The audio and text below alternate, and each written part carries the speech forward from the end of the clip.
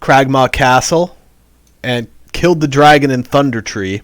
You rescued your friend Gundren and found the location of Wave Echo Cave, where the Black Spider has put together a large conspiracy to capture it from the people who rightfully own it, Gundren and his family.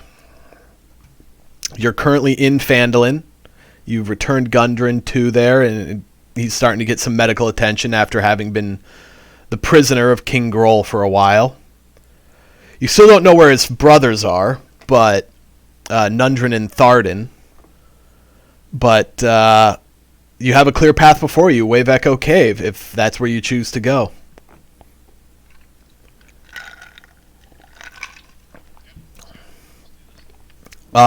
Brian, you need to level up to level 4.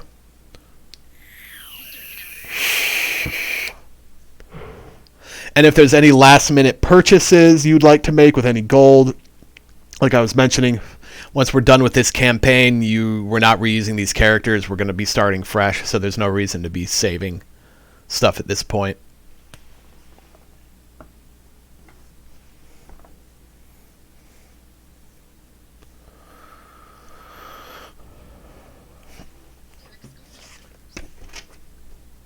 You're gonna make us wait all that time, and we don't even get to see the dogs in their fancy outfits.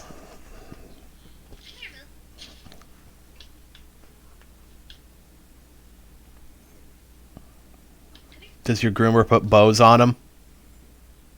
No. Here's the bag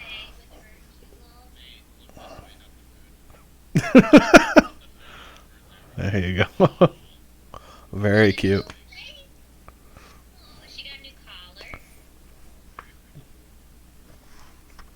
Okay, bye.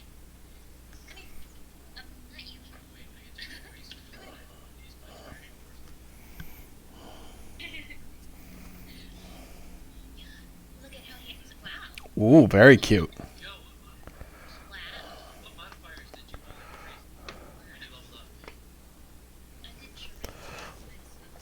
I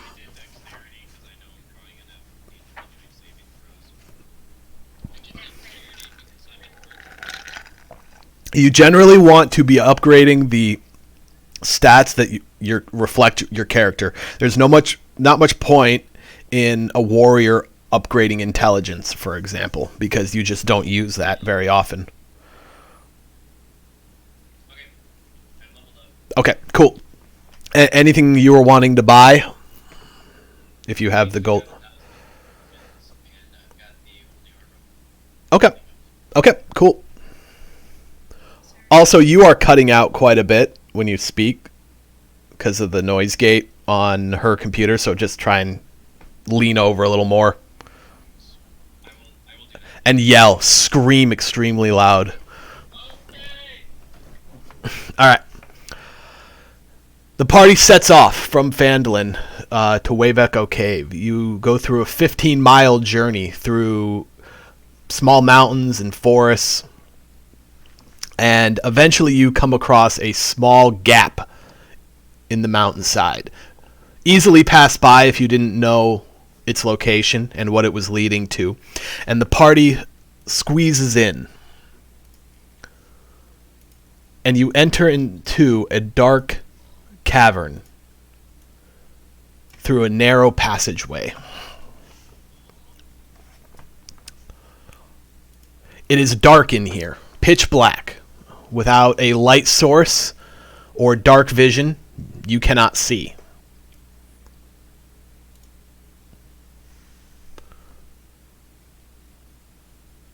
Nope.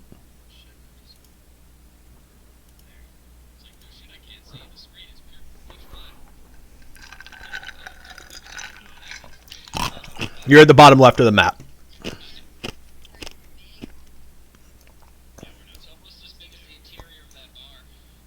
Yeah, the bar of 1,000 leagues.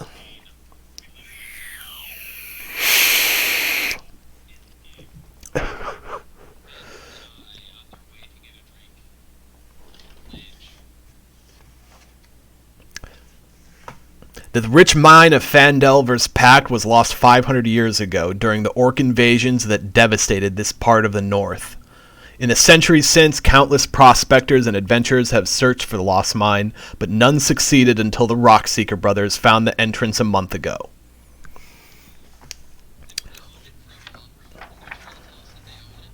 Well, they don't. It was owned by the dwarves, of which they are of that group, so technically it would be theirs. In the distance, you hear a rumbling. Every few minutes, you hear a large rumble, almost the sound of waves crashing. And echoing, indeed. The entrance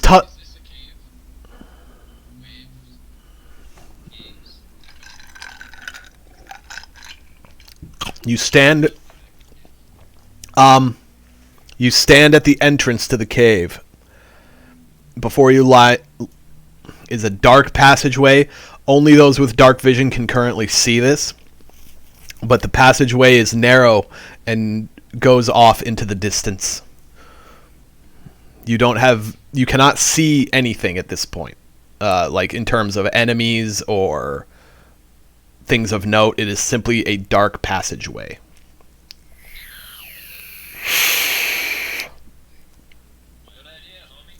All right. You can now see, all of you. Doesn't change what is the... You see the exact same thing as those with dark vision, but now you can actually see your characters. There's nothing there quite yet. Would you like to push on? All right.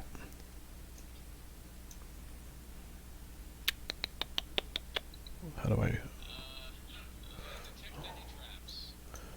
Roll a perception check.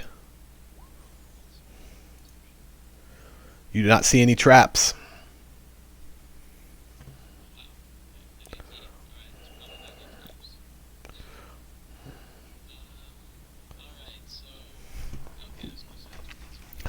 The entrance tunnel leads into a large cavern supported by a natural pillar of rock and containing 3 stalagmites.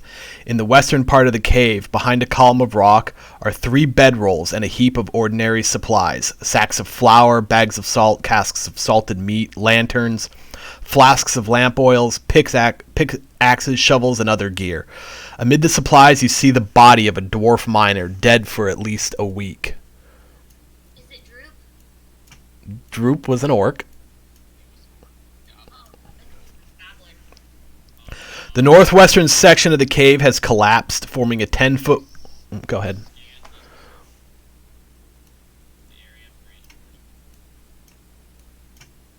What are you trying to scan for? You cut out.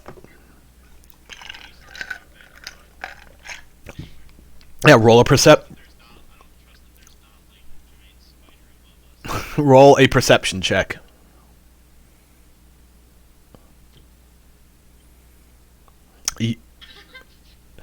You do not see any spiders or anything.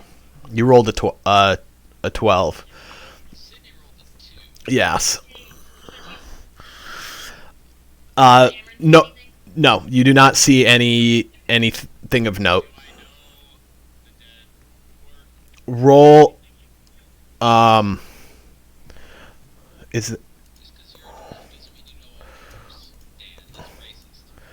roll a investigation check. You have found which one is this? You have found Gundren's older brother Nundro. This is where they were ambushed when Gundren was. The northeastern section of the cavern has collapsed, forming a 10-foot wide, 20-foot deep pit. A sturdy hemp rope is tied off around a nearby stalagmite and dangles down the side of the pit, at the bottom of which is a rough-hewn tunnel leading northwest and east.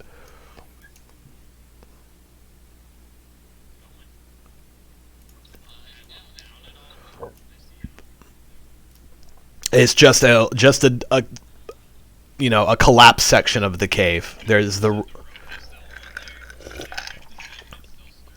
It is still sturdy. You could use the rope to rappel down. Okay.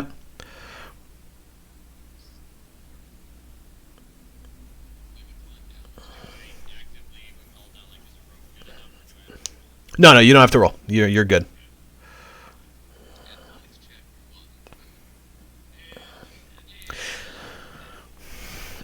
During your investigation of Nundro,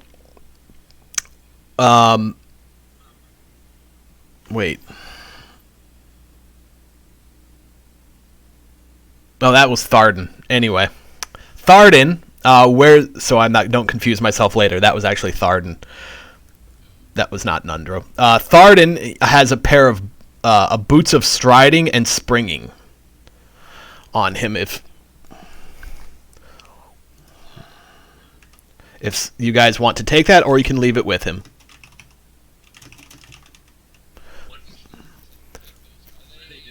I'm looking it up right now.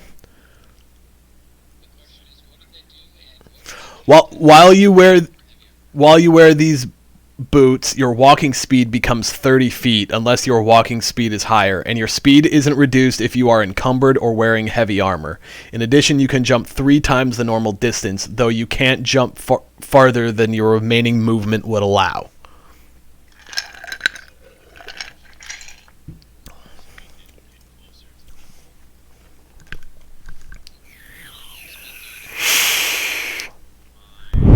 Still allows you to jump further.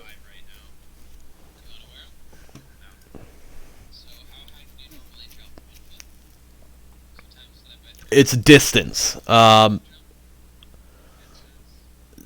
would say you could jump 15. You could probably make a 5-foot jump. I don't know what's a decent running jump for the average fit person.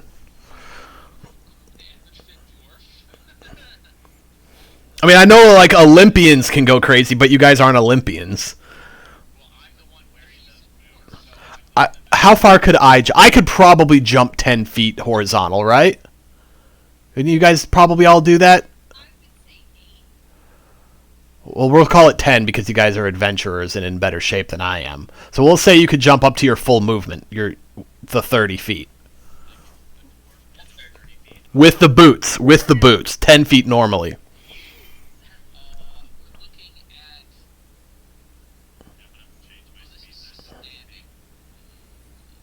Oh, is there stats for this?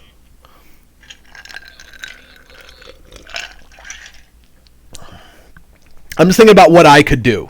I first said 5 foot, but I was like, no, 5 foot I could do that easily. Like that's nothing to jump horizontally. Running up, you could probably do boots of striding and springing. Boots of yeet. Okay, I like that. Okay. A pathway goes north, west, and east.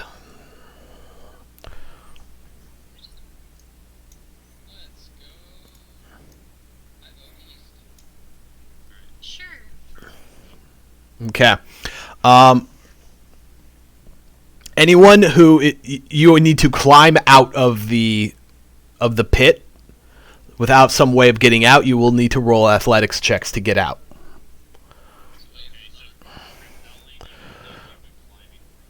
Well, there's not a rope there.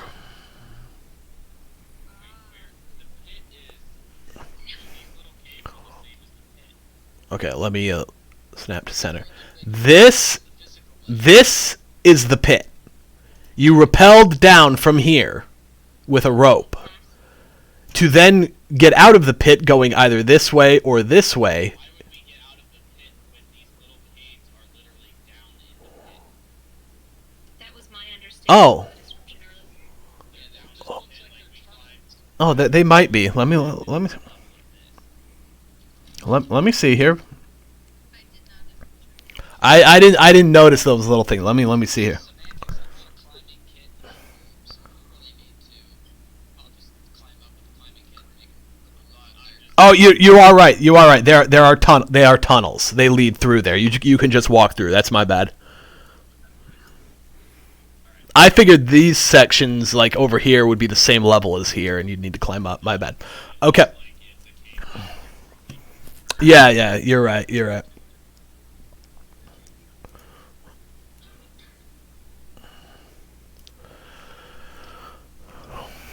The tunnel continues on, and you come into a cross point.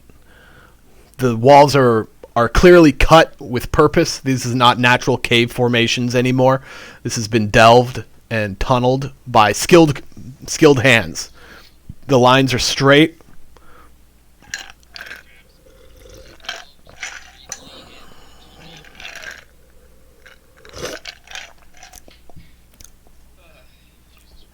You do not see any traps.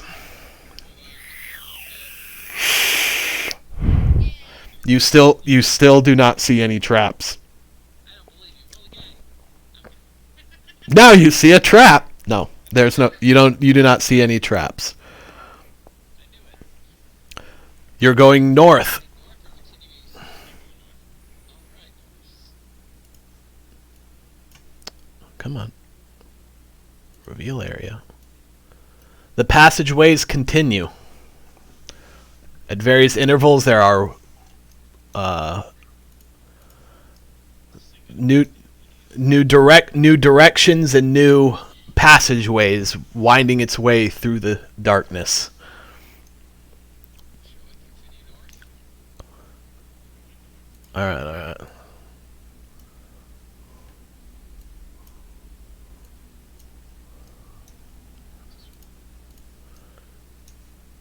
We're going north. Who lays out caves like this? Just all the way north. People who can't see. You reach a dead end, a collapsed, or not collapsed, a unbroken, an undelved section of it.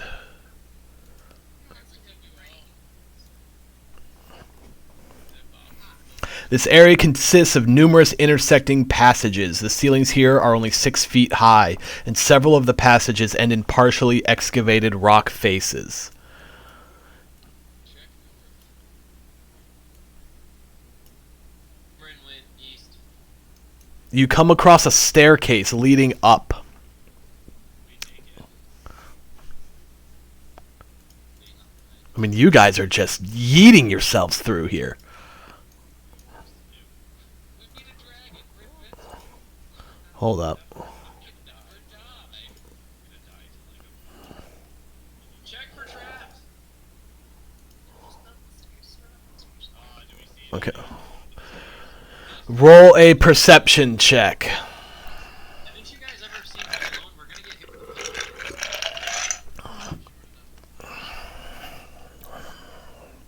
Okay, where are we on this map? You guys have just gone way fast. And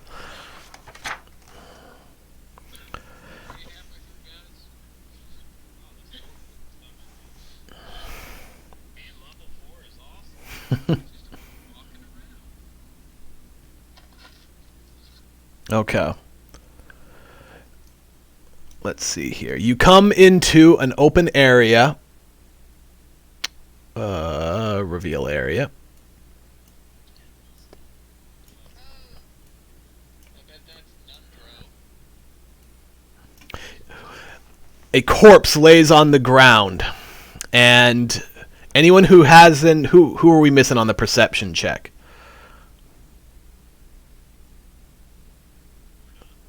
Nobody? Oh, okay. As you, No, we're missing.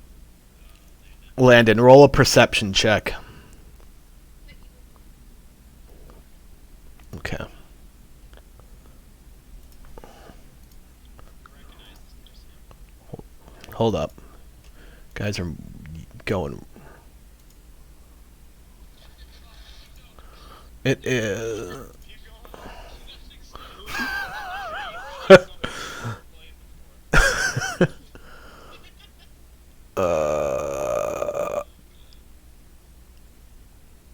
Worked last week.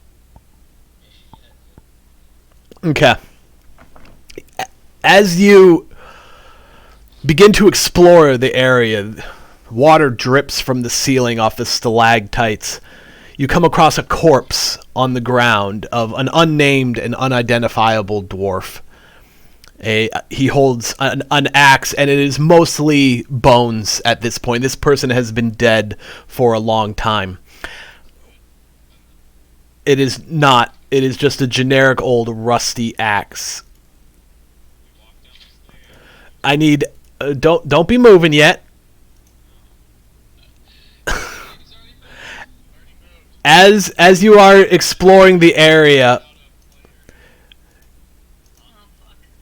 a bunch of ghouls spring from the darkness, and I need everyone to roll initiative.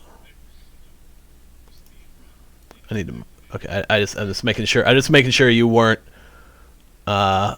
sitting over a ghoul. Okay. No, you're fine. I'm just moving to make sure you guys didn't put yourselves over a ghoul. And I need everyone to roll initiative.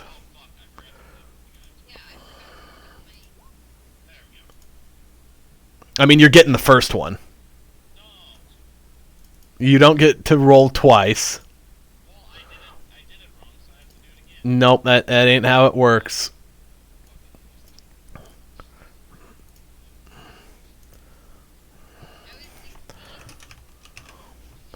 Manti, Kiki, and Landon. You looks like you didn't do it either.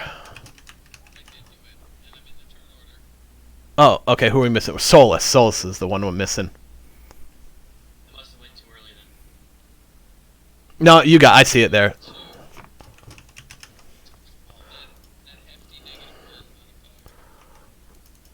Two. Kiki, what is yours?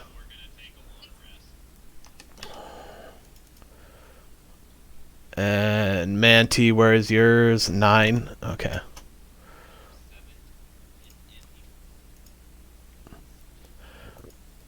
You are surrounded by ghouls.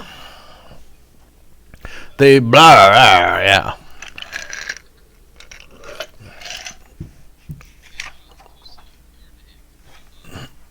Yeah,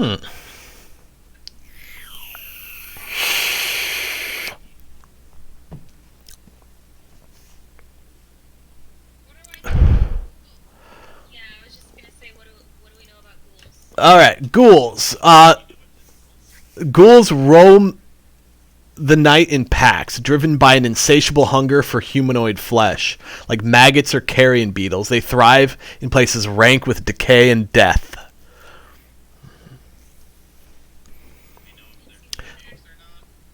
Do you know if they're what? They are not. They are not the most difficult things to kill, but they are also not pushovers. Are they affected by like fire or poison or anything like that? With an 11, you're not going to know that information. You could roll your own check. As far as you are aware, you are all ghouls do not exist. Oh my god. Oh, this is some rough rolling. Shantae, Amryn, Amryn has never seen or heard of a ghoul, and even though she is being attacked by him, is still convinced they do not exist. Much like people dying from corona. With a 17, you would know that they mostly attack with their hands and their bites. You do know that they cannot be reasoned with, and that they are immune to poison.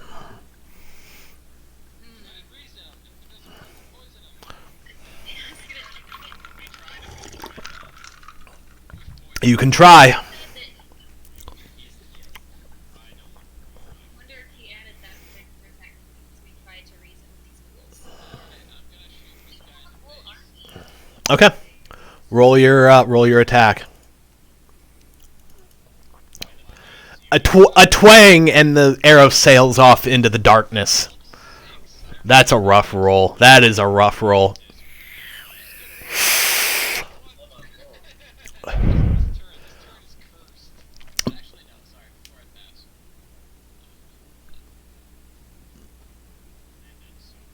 pass. All right. It is the ghoul's turn. What is their speed? 30. All right. Let's see. Well, the one in front of Kiki is going to attack with its. Let's see here.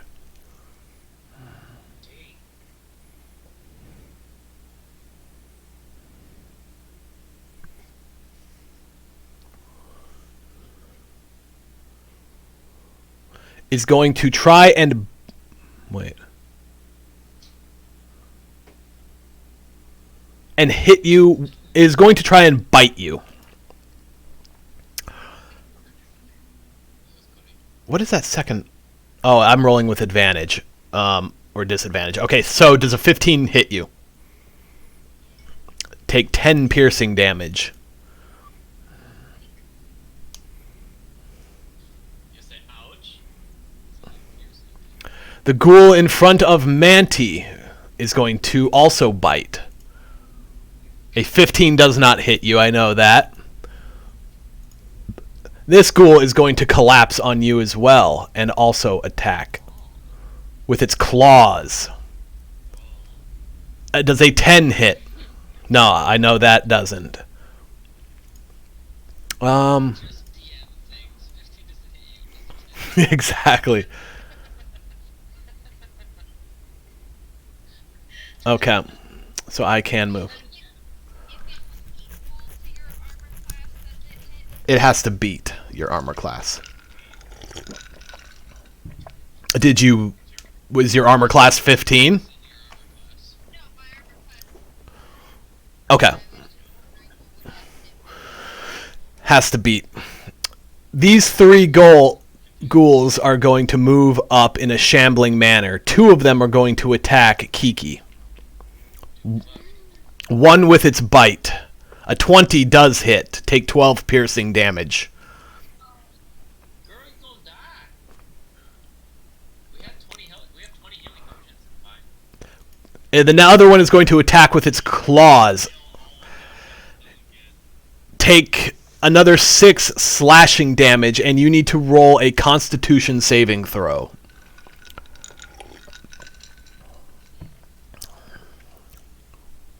You are okay. You pass the saving throw. This last ghoul is going to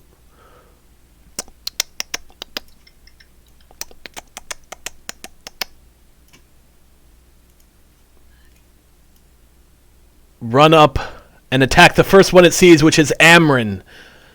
And it is going to hit you with its claws. Does a 12 hit you? The ghoul round is now over. You did it! Amber and shouts, Kiki, make sure you move at least 15 feet away from the ghouls. You're done. Run! It is your turn, Kiki. If Kiki moves, she will get... You can disengage without... Use your action to disengage without invoking an attack of opportunity. If you just yeet yourself out of there, you are going to suffer 3 attacks of opportunity. You just say you're going to disengage. It's not an actual, like, clickable ability. Basically, it means you're using your action to make sure you can get away. And then you can move up to your full movement without getting an attack of opportunity against you.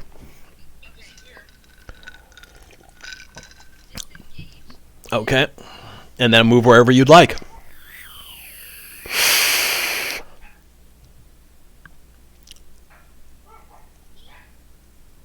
Okay. Anything else you'd like to do?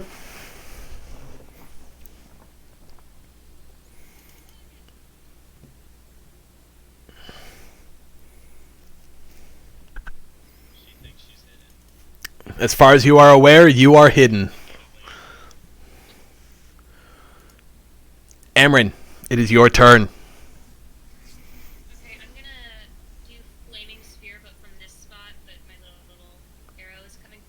Okay. It goes out as a.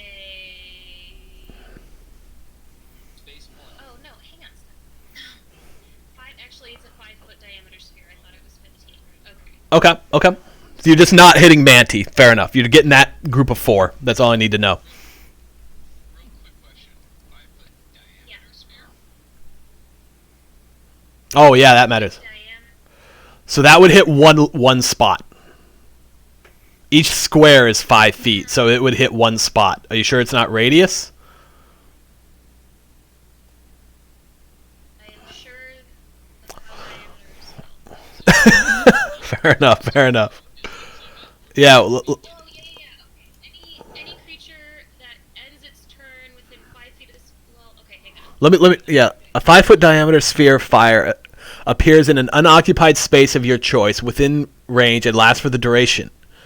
Any creature that ends its turn within 5 feet of the sphere must make a dexterity saving throw. Okay, so you are putting a ball of fire in one location.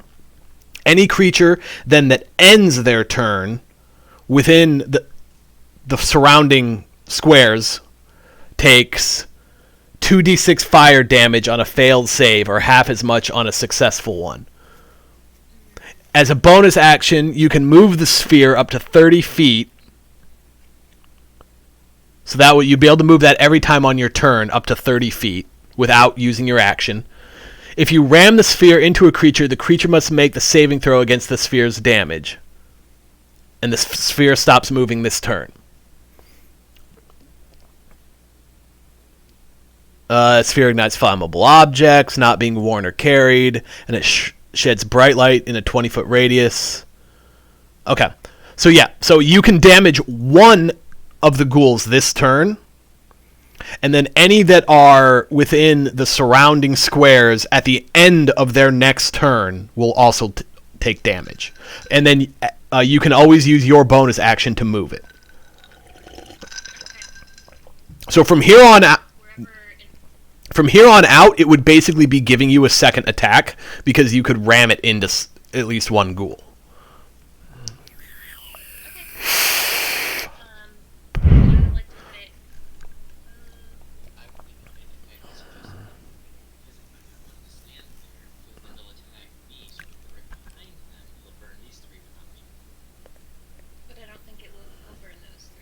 Not this turn, but it would on the following turns.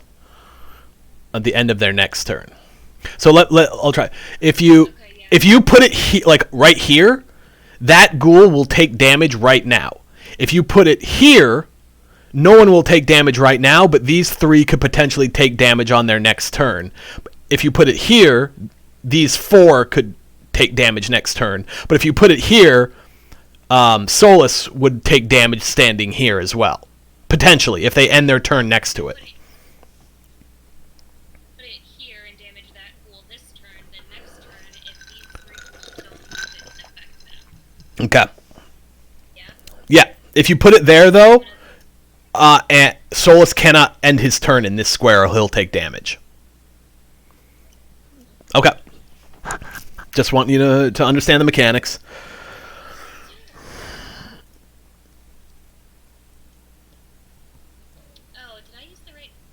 You don't need. I don't think this. Let me pull up your character sheet. I don't think this requires a. I think this is just like you put it there. I don't think you're attacking with it specifically. Oh, okay. I clicked on it and that's what popped up. Yeah, I think you're just. What is this called again? Yeah. Flaming sphere. Flaming sphere. Yeah. Yeah. No, you.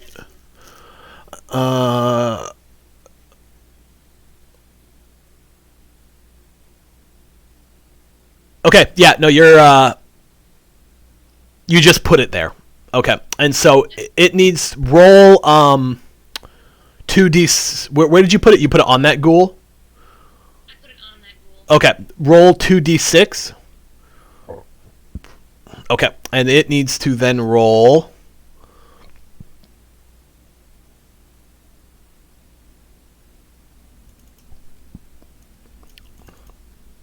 That's a cool little ability. I like it. What is your what is the defense against your spells again? Intelligence. It's intelligent. No, yeah, it's all good. And what was the save? Oh, it's on. It's against. It's against your intelligence, which is 13. So he takes 3 damage.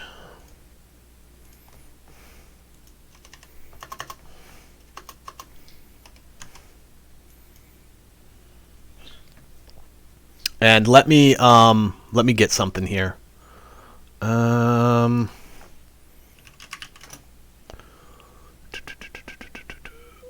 need. Here we go. Let's put the.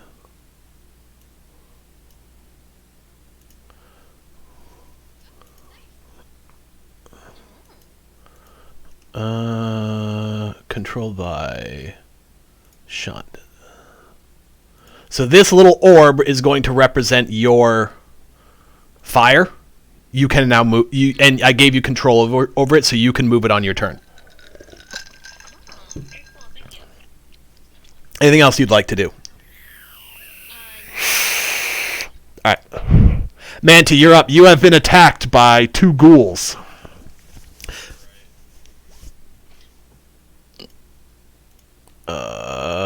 Let me pull this up. Okay. That is a hit. He takes 3 damage. Roll your second. That is not a hit. A solid connection on the first one, but the second one sails over his head. Solus, your turn. Manti is engaged. Kiki has escaped. She is low on health. There is a flaming orb. There you go. Alright, right to left. Okay. That is a hit. Roll your damage. So we'll say they both hit. Now roll your second damage. Oof, couple of big ones. A crunch goes through the darkness as you hear the slopping sounds of meat being ripped apart by your blade. Anything else you would like to do? That's it. Meridas, it is your turn. Yeah, this time this. Which one were you shooting at? I don't remember. The one that's next to you, trying to. Okay.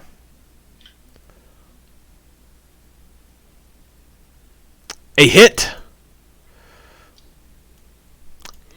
Wow. Big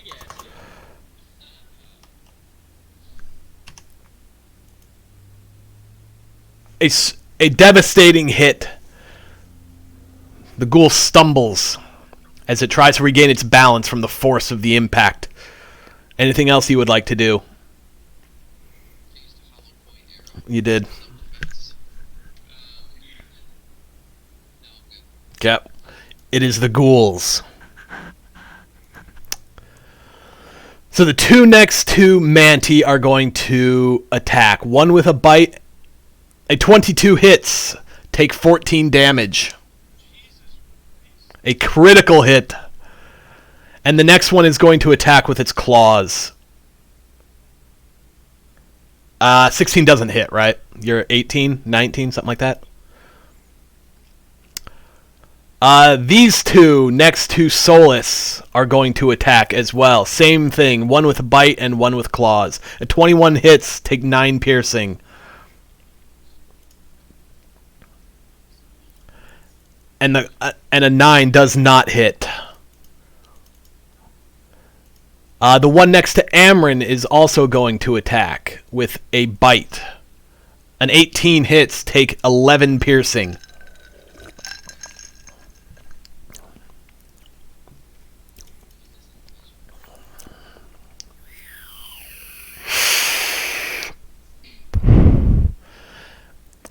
And the last 2 are going to shamble up to attack Solus. Oh, no, I don't want to move the... No. No. There we go. And this goes here. No. Only if it ends its turn within range of it. One is going to bite, and the other with its claws. A 21 hits, take 11 piercing. Slash after slash as the monsters attack. A 6 does not hit. And now roll two. Their turn is now over. Amryn, roll 2d6. I believe is what it was for your ability. And I need to roll 3 intelligence saving throws. Going left to right on this.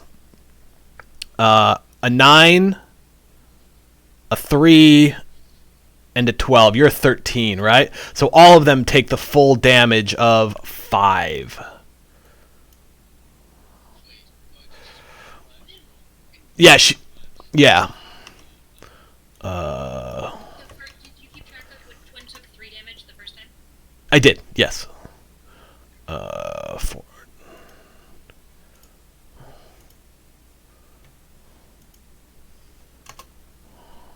Oh.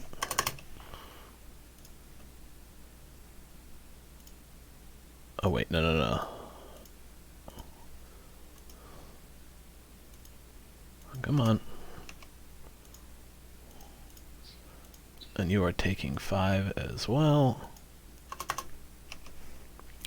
The 3 of the ghouls surrounding Solus are heavily injured.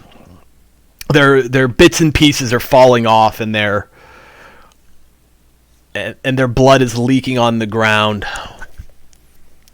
What color is It it? is green, kind of like a sickly dark green. Keep. These ghouls a lot like the Fallout ghouls, like the Fearless.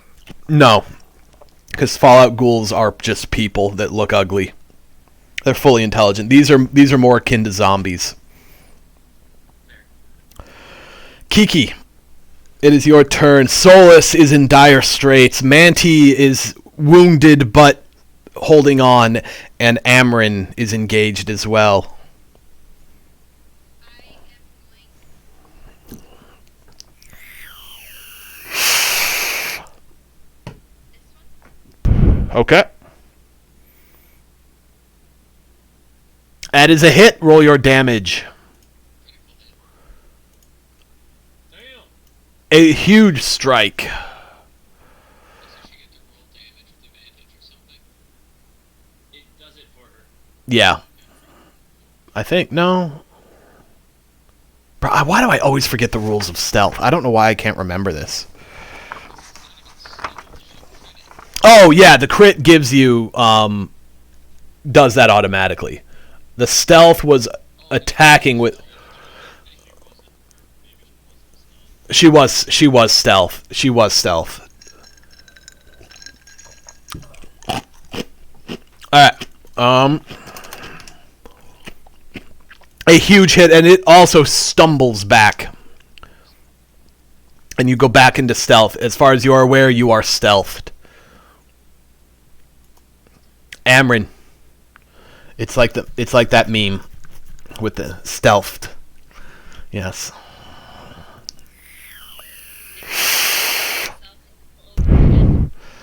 Yep. One spot. Shocking growth. You can try. You can try anything. It does not work this time. It's shambling movement. Much like the drunken kung fu, drunken karate, it is able to defend itself. Okay, I'm gonna move my fireball. I think. What is the range that I get to move it? 30 feet. Okay. I don't remember what it is. Left and put it on top of this guy that's been attacking Manti. Okay. And Manti won't be affected. He Until the end of his next turn. So roll your damage. 3. and it needs to roll a intelligence saving throw. It does not. So, wait, what? Oh, god damn it. I'll put it back. I was like, why doesn't this thing have any health? It's cool. Oh, yeah, it's that. All right. Manti, you're up.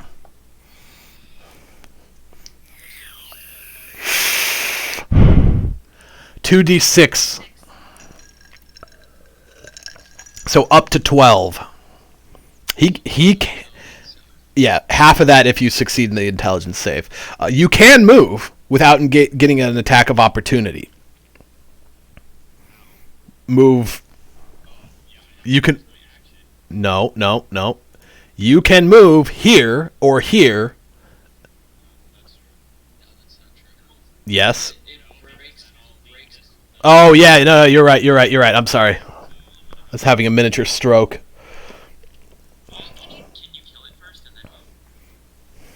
You could try killing the one up top and then move it, and then you won't get an attack of opportunity.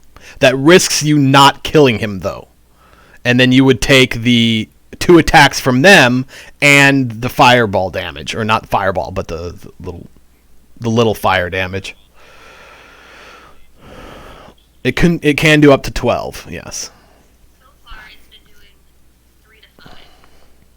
That's because it's been unbeatable.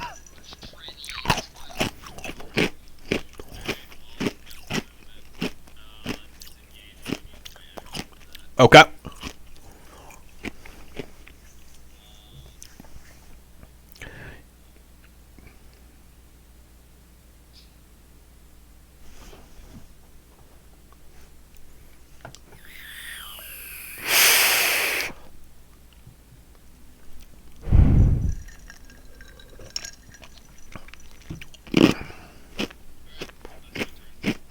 Okay.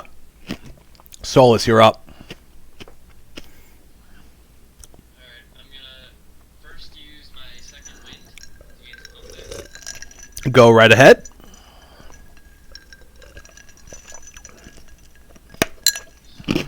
That's a bad roll. But take your 2 health. Not my fault. You're the ones rolling it.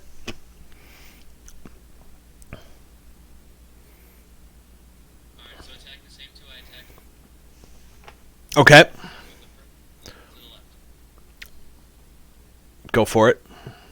Roll a dexterity saving throw.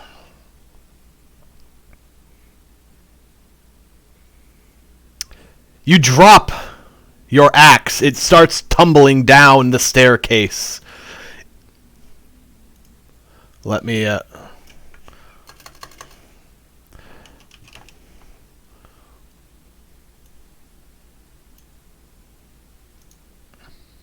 The axe clangs off a rock as you swing across, trying to cleave these ghouls in two. Your hand shakes with the vibration and you lose control, and it drops down the staircase.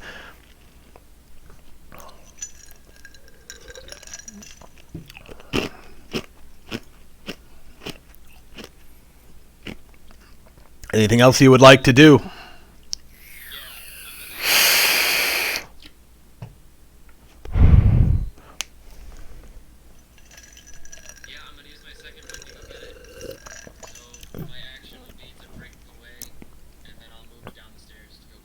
Okay. Go right ahead and grab it. Do you not have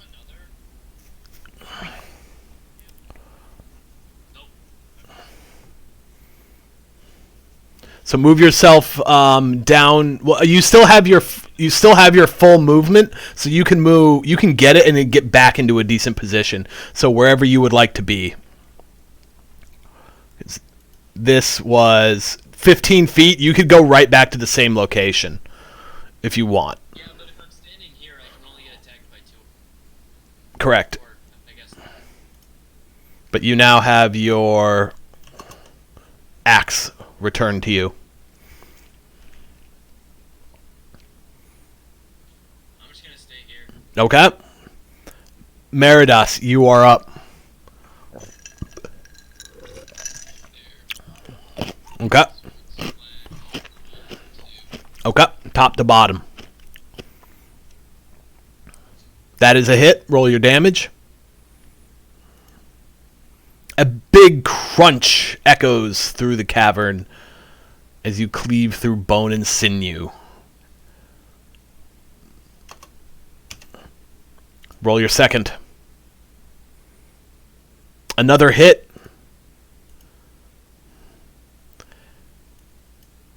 And a devastating blow as you cleave the ghoul in two, and it collapses into multiple pieces. Am I allowed to stand on that body now?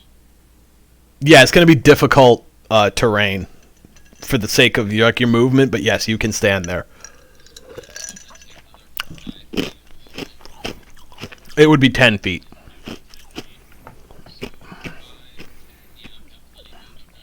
Cool. Okay. Okay. Okay.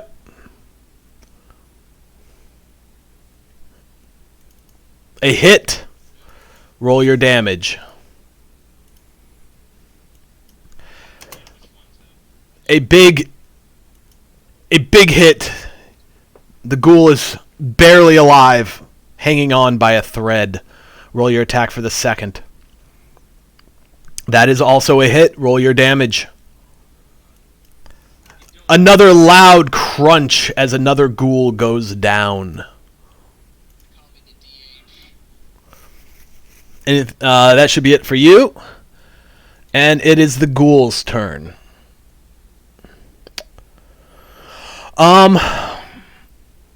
Well, the one next to Amryn is going to bite her. This is a 16 hit. Take 9 damage.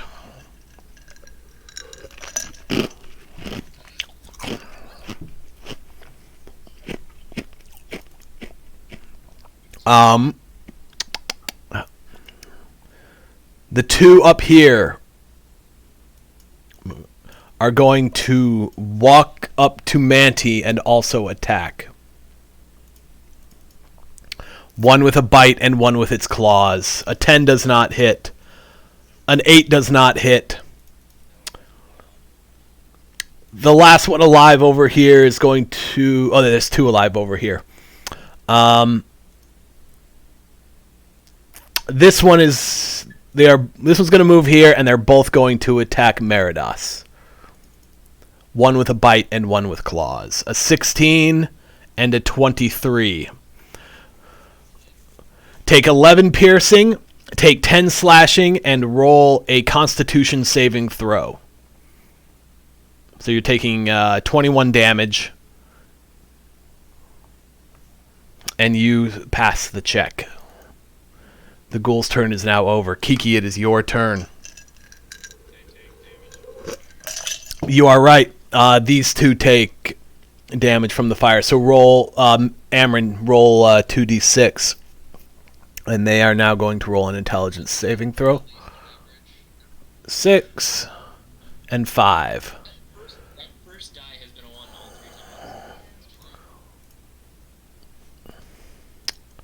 3 times. What was your damage again? 6? Alright.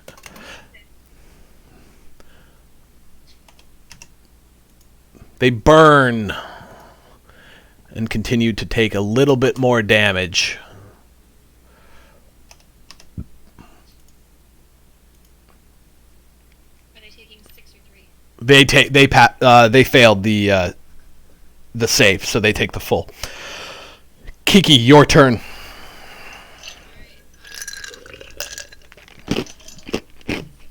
Okay.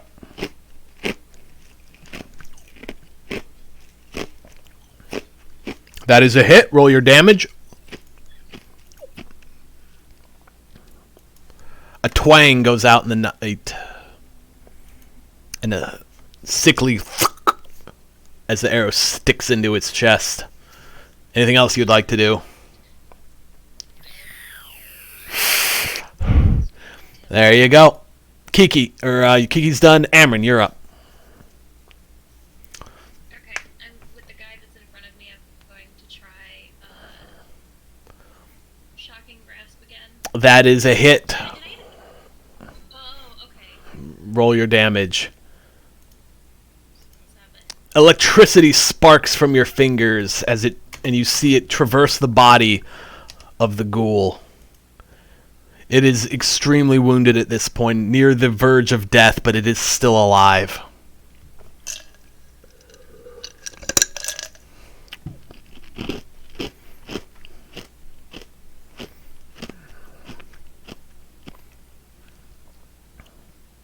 Anything else you'd like to do, Amron? Okay. Yeah, I'm gonna. Yeah. Okay.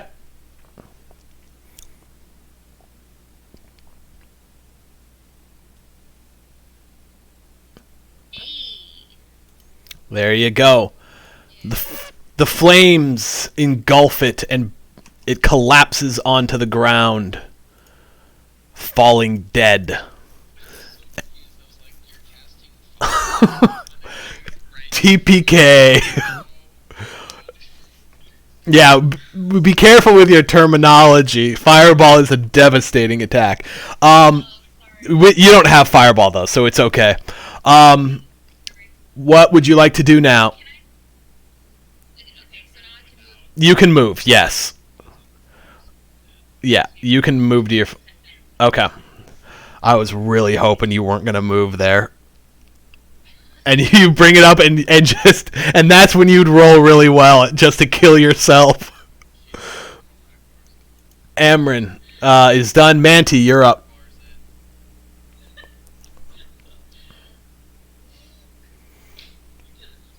Okay, you know how much? 16 damage that turn. Yeah. Questions is a wedge killer or fireball? You cast the second spell. Why are you casting fireball? Okay. That is a hit. Roll your damage. A devastating hit. It is alive only by the slimmest of margins. The second attack is a miss. You put so much effort into the first one that the second one skips by. Anything else you'd like to do? Okay. Solus, you are up. You are down the staircase. Can I jump up from here to here? Will you allow that? If you roll you have to roll an athletics check. It'll be an easy one, but you do have to roll it. Yeah, you can get there. Okay, then I'll attack top to bottom. Okay. A hit and another hit. Roll your damages. That's a 10 hit. Oh, I'm sorry. Yeah, a 10 does not hit. I'm sorry. I did 12. Yeah, I misread that. You're right. The second one hits. We will take the first damage because you would never have rolled the second damage. You miss after your leap up. You quickly make a sweeping attack. You miss the first, but you correct and nail the second, and it drops to the ground in a heap of corpse. A heap of corpse. Meridas, you have one next to you. It is on the verge of death.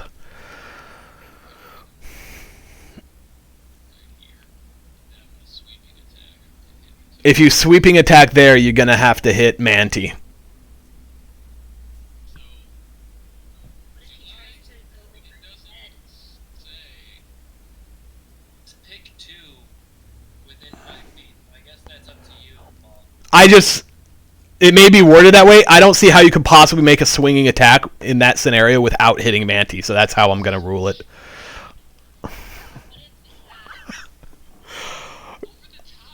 Okay, if you want to avoid hitting Manti, you do raise a good point. You could do it higher. First, I'm going to have you roll an athletics check to see if you can control your blade to miss Manti. Okay, now you can control. Now you may make the sweeping attack. That could have gone so poorly. I wasn't going to tell you if you succeeded or not. All right, that one hits. Which one were you attacking first? I didn't say it was this. Okay, cool. Okay, cool. Damage for that one. Okay. Down it goes.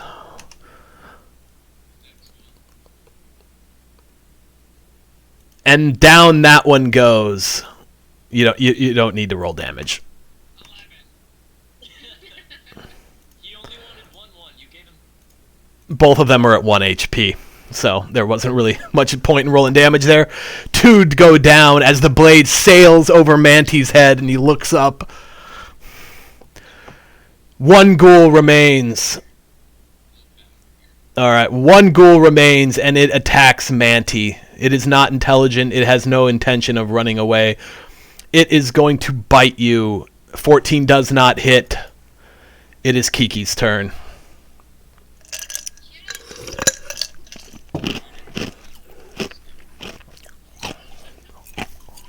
A hit. Another twang goes out in the night, and another sickly as it sticks into the body of the ghoul. And you go into stealth. Amryn, it is your turn. Stealth. Paul, I really appreciate your sound effects. Yeah, I like. Yeah, that was. Amryn, you are up. We need to get him. I have what's it called? Where I could. What's it called? What's it called? Okay, never mind. I think so. Yeah, I have 2 inspirations. I don't know what you do with them. It lets you run advantage. Roll advantage whenever you use it. Okay, so if I kill this, if I move my fireball and sorry, not fireball, what is this? Flaming spear. If I Yeah. move my flaming spear to the guy and it kills him, then does it dissipate because combat is over? Good question. I don't know the answer to that. But Manty could, Manty could just move out of the area, but that is a good question. It lasts up to a minute. It is a concentration spell, so it dissipates when you choose to make it go away. I also should have been having you roll to keep it up this entire time, every time you took damage, because it's a concentration spell. But anyway. But yes, when you stop concentrating on it, it will dissipate. So could I move it and then, regardless of what it does to that last ghoul, just like Drop it? Yes. Yes. okay, I'm gonna attach it. Alright. Roll 2d6. Hey. It takes 2 damage. Oh god, I gotta move it out of the way. Damn it. So I can get to the ghoul. The last ghoul hangs on by just a thread. And do you wish to keep it up? No, I'm gonna take it down so I don't. Okay. Alright. Manty, you are up.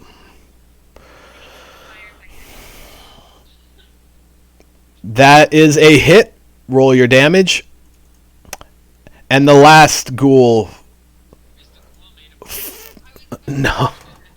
And the last ghoul falls as silence begins to envelop you in the darkness.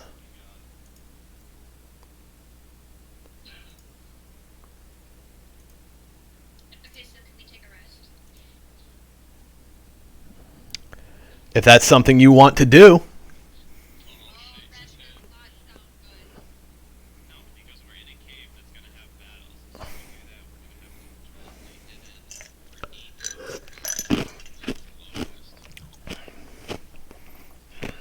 When do we get a short rest? Give like an hour. I will be give me a second. I will be right back. But discuss what you want to do. Try to figure out your next plan. You have defeated the ghouls. You want a short rest? Short rest? I want. No.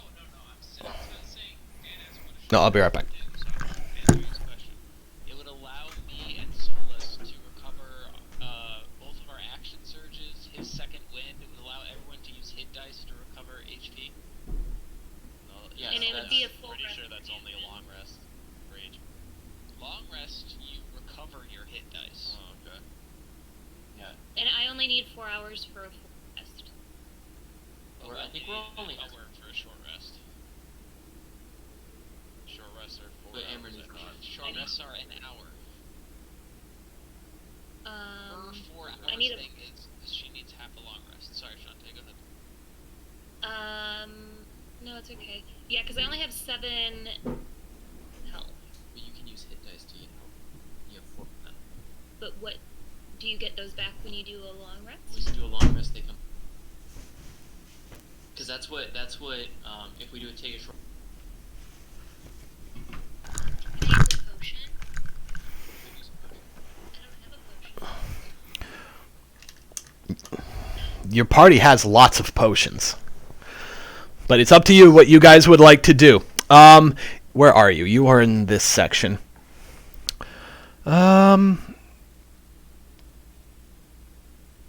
Okay, yeah. Nothing else of note right up here.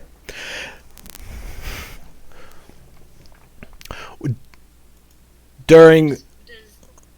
Go ahead. I was gonna say, do the people that want to do an hour-long nap want to do that, and then... Short rest is 4 hours. Short rest is 1 hour. We could just Oh. walk out of the cave. Do a long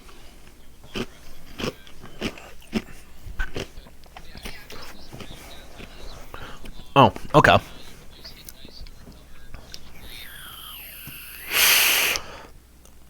Player can decide to spend an additional hit dice after each roll. Character regains some spent hit dice upon finishing a long rest, as explained below.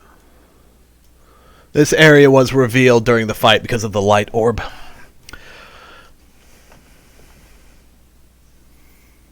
A smaller table stands on the eastern ledge, the skeletal remains of dozens of dead warriors. Dwarves, gnomes, orcs, and ogres attest to the fierceness of the fighting that took place here long ago.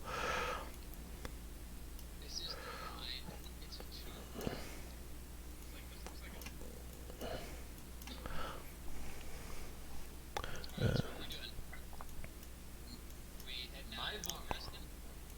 Yeah, let's head out for a long rest. Okay, sounds great. Okay, then while we do that, I'll be right back. Is this like Dark Souls? Do all the dudes respawn? Okay. Give me...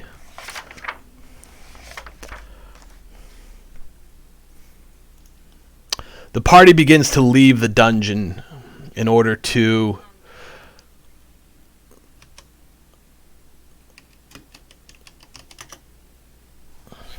Yeah.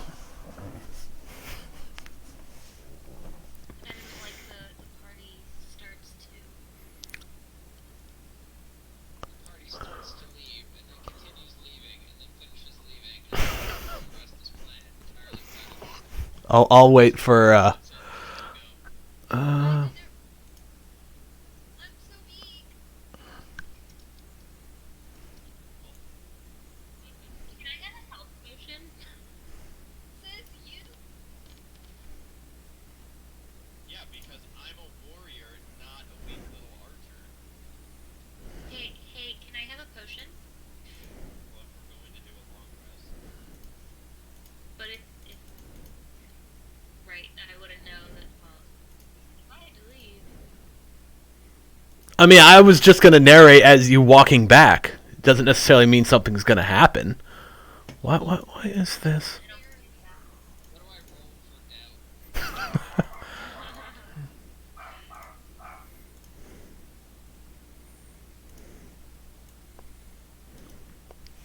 You guys already made your choice.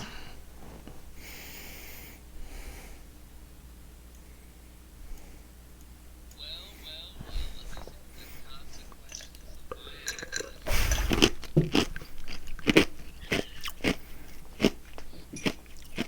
So, Shantae, do you not have any health potions on you? Apparently not. Really health potions? I know. It's up to you. Yeah, I don't know. Fair enough.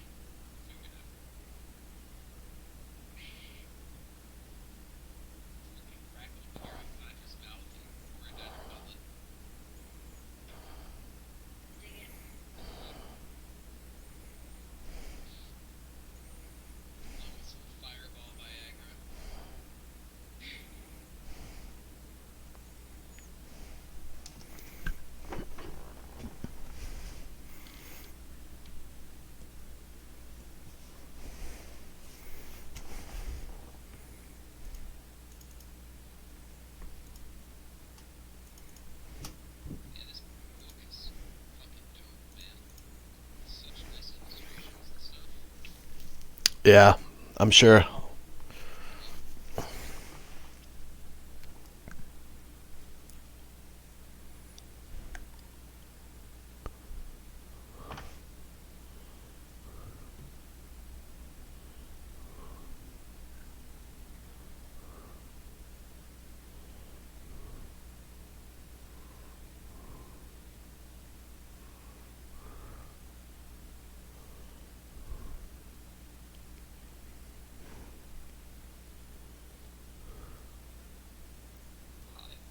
Likes to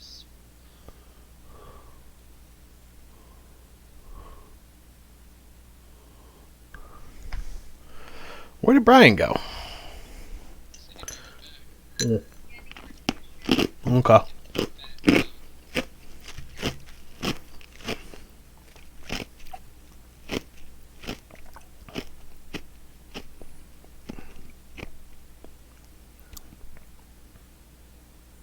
Humans are everyone's second best friends.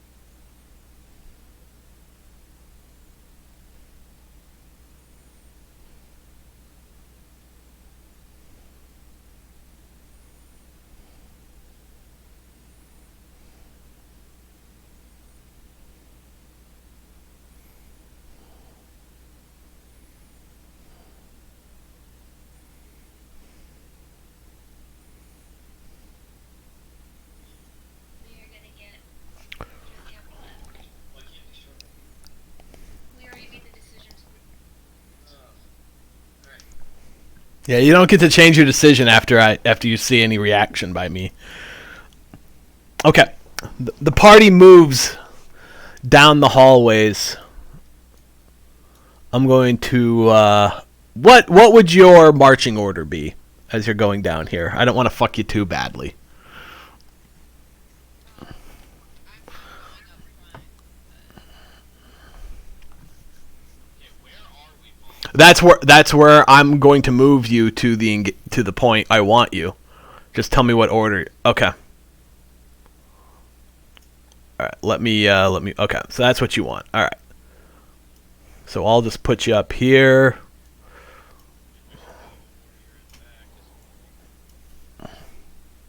Yeah, then and? With 7 health. With I 7 know. health? No, I'm about to die. Do you want to change your order here? No, it's fine. Warrior in front, warrior in back, because there's other doors that we're passing. Let's go into the center, Amber. He and Cameron's center. Okay. Needing some Good call. It's good to do. Amazing. needing some rest after a tough fight against some ghouls, you begin to retreat out of the cavern to reassess and replan. And as you are walking out, an amorphous blob lurches at you. A giant, jelly-shaped monster. And everyone needs to roll for initiative. Elijah. Yeah, why? Huh? If it was there, I don't know why we wouldn't have seen him. It can be moving while we're moving, you know? Yeah, like things move around in the background. There's did everyone do I need to add any? Do we get everyone? Who are we missing?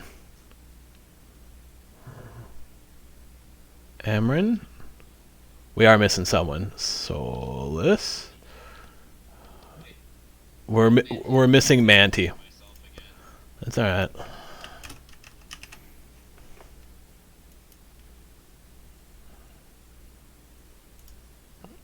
And what did you roll, Manti? Oh, you got yourself a nice fat 20. All right. I feel like we never use our hit dice. We got this. Descending. Hit dice is only after a short rest. A blob of goop lurches towards you. What do you do, Meridas? I shout out to the party, it can't be that fast. Just disengage and run away. Roll a nature check or arcana. Well, they're both 0, so... Okay. You would know that they are not fast. I guess July is cute.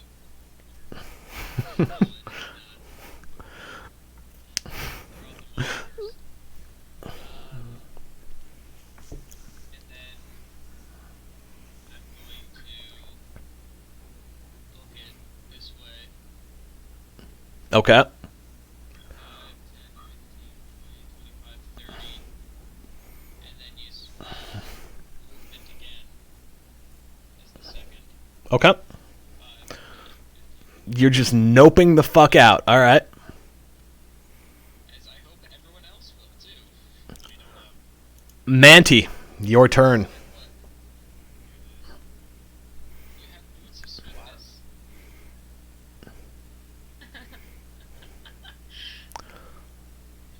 I know, but the problem is it's action for others. So Well, we'll see what happens. Okay. Is that all you're doing? You get to go again, don't you? why would I get to go again? Why did Landon go twice? Because I used my action. No, that's not what action surge is. You can use your action to do dodge. Just sprinting. Yeah, you can use your action to sprint. Thump, thump, thump, thump, thump, thump, as you guys see this blob and just begin sprinting away. Sprinting towards the rope we have to run. We have to try to get up. All right. The ochre jelly slips and slops forward.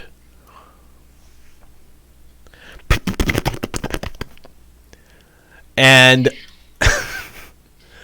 attacks Solus. A 22 hits, take 14 bludgeoning damage. That is, I think he literally max rolled. He got 2 max rolls on that. That's a rough one. And that is the end of its turn. It is your turn, Solus. You can still disengage. How smart is this thing? Okay. Yeah, right to block us off. Well, considering he was already in hand-to-hand combat.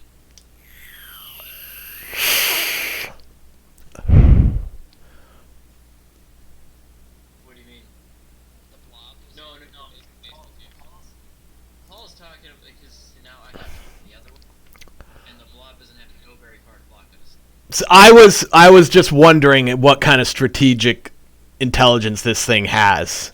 It has the strategic intelligence of a gelatinous cube. That's pretty much exactly what it has. This thing basically has the intelligence level of a tree. Hey, No, it ain't made of wood. It is literally jello. It is sentient jello. No, yes, I guess it would be sentient. It doesn't have an intelligence of 1. So you can disengage and run that way. Okay. I can't run through it. You can move one more square.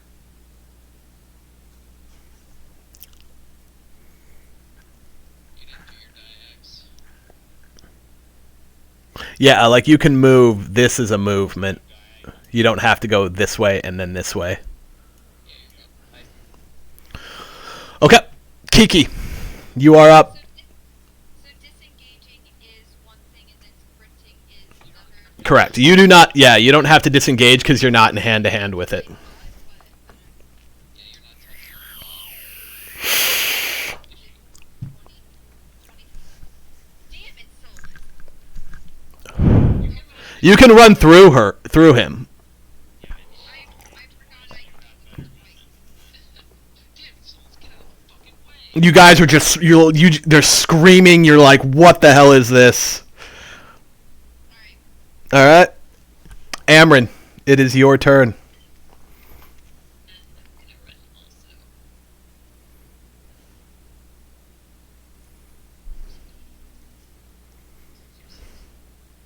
Yeah, 6 close.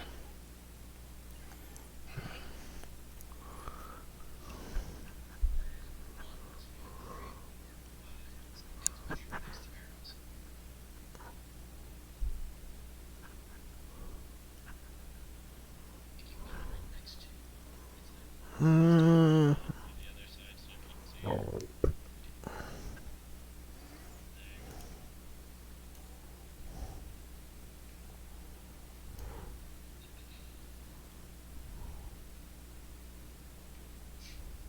Meridas, you are up.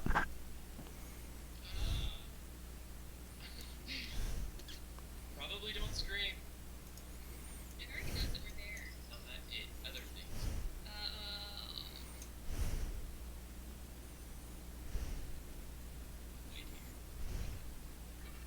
Ma- Manti, you are up.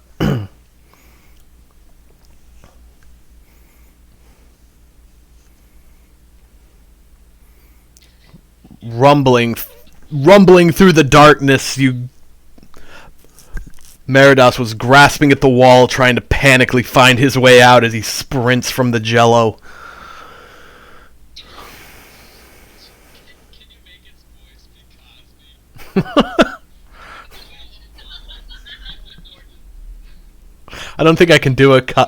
I don't think I can do a Cosby voice.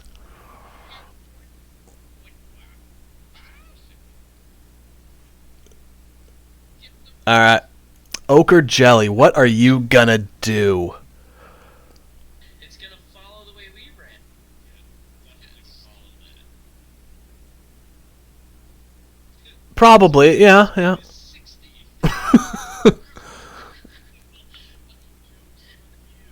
What would that even sound like? All right, it is going to move. Double its speed.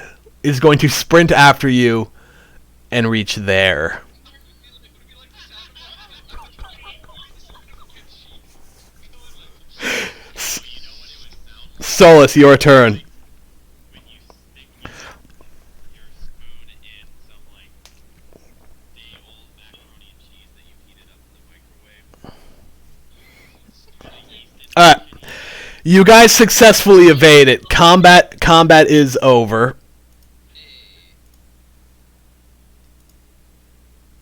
I like Okay, how the so- short dwarf just takes off past you guys at like 20 miles an hour. I'm saying both levels of speed. Alright, alright, I'll run up out of the pit. Get the rope. You guys can all get out if you would like. Like there's. I'm fucking done. I can also. Oh yeah, that's right. I got my dice here. Okay, you retreat outside the cave to reassess. What would you like to do out here? Can we that we're not gonna get like Come out of the cave and him have any fucking. I know, but that's another 20 miles. You're 15 miles. Yeah, you're adding an entire day to your. can we check the area? Make sure that we're not like That blob's gonna make more babies. is it a boy blob or a girl blob? Out. Yeah, I mean you could go to Phandelver if you want.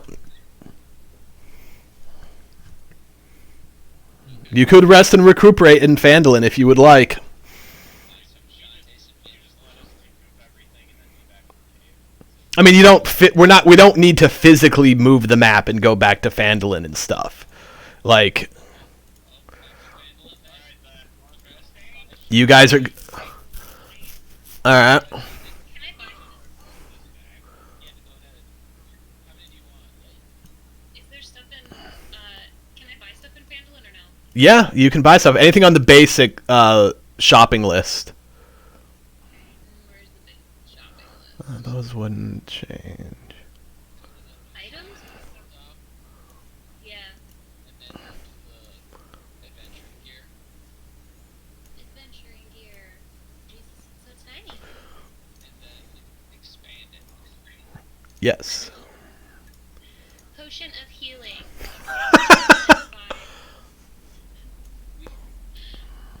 I want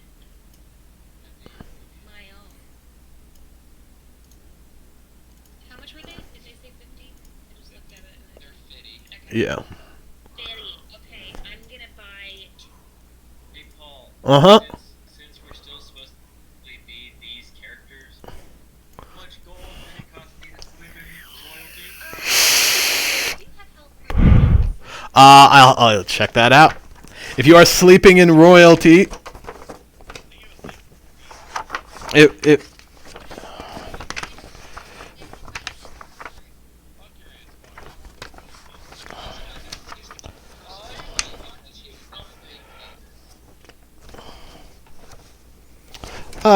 lodging.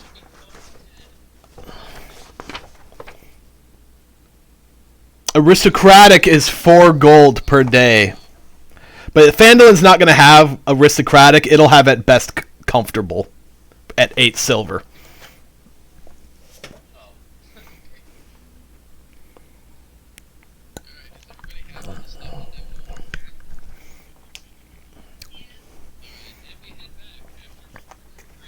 All right.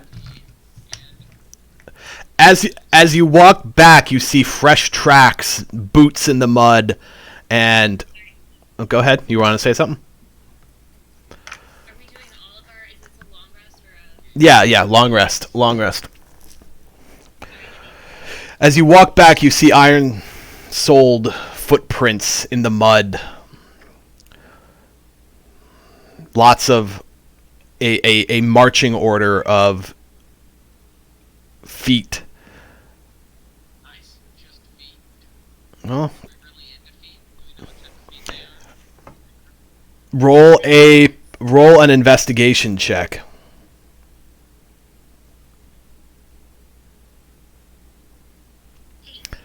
Manti and Amryn are. You immediately recognize these as the boots that the bugbears you have fought have often been wearing. It seems. You rolled investigation. It seems like whoever. The Black Spider has received reinforcements in the preceding day.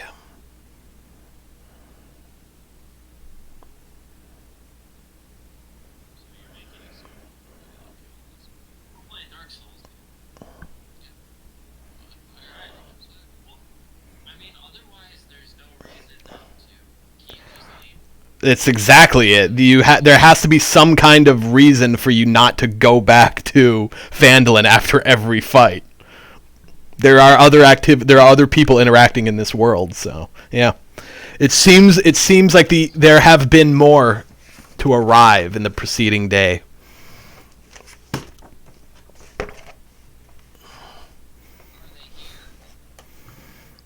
You cannot tell, but the boots led into the cavern.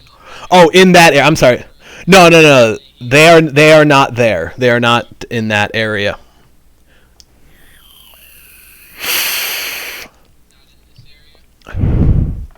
Nope. Nope. God damn it. Fucking hell.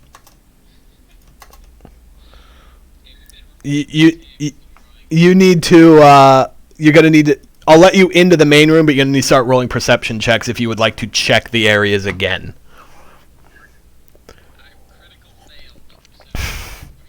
You have gone blind. No, you haven't.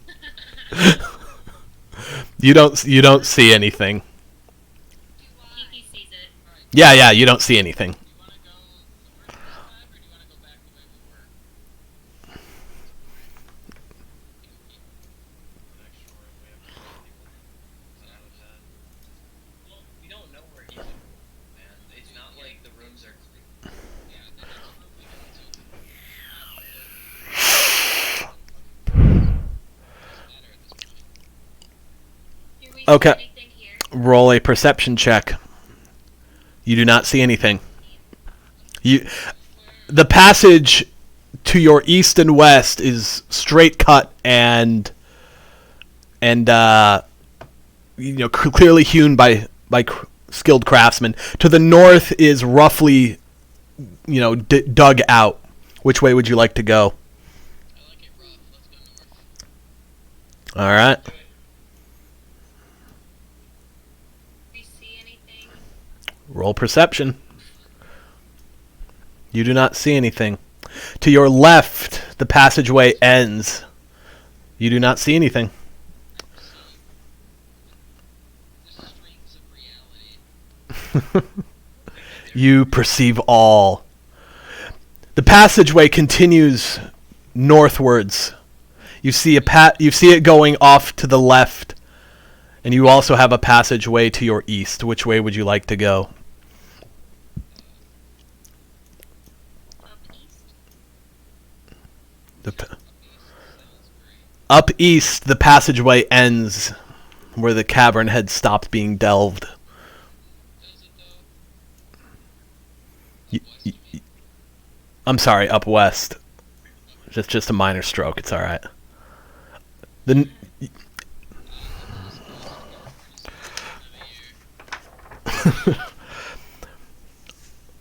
you come into an open cavern.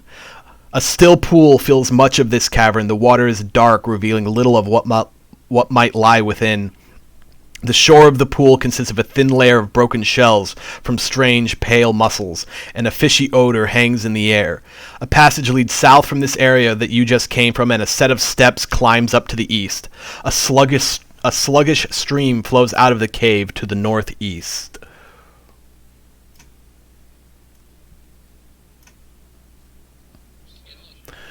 You do not see anything. Go ahead. Who has night vision? And we have a scroll of writing. Do we?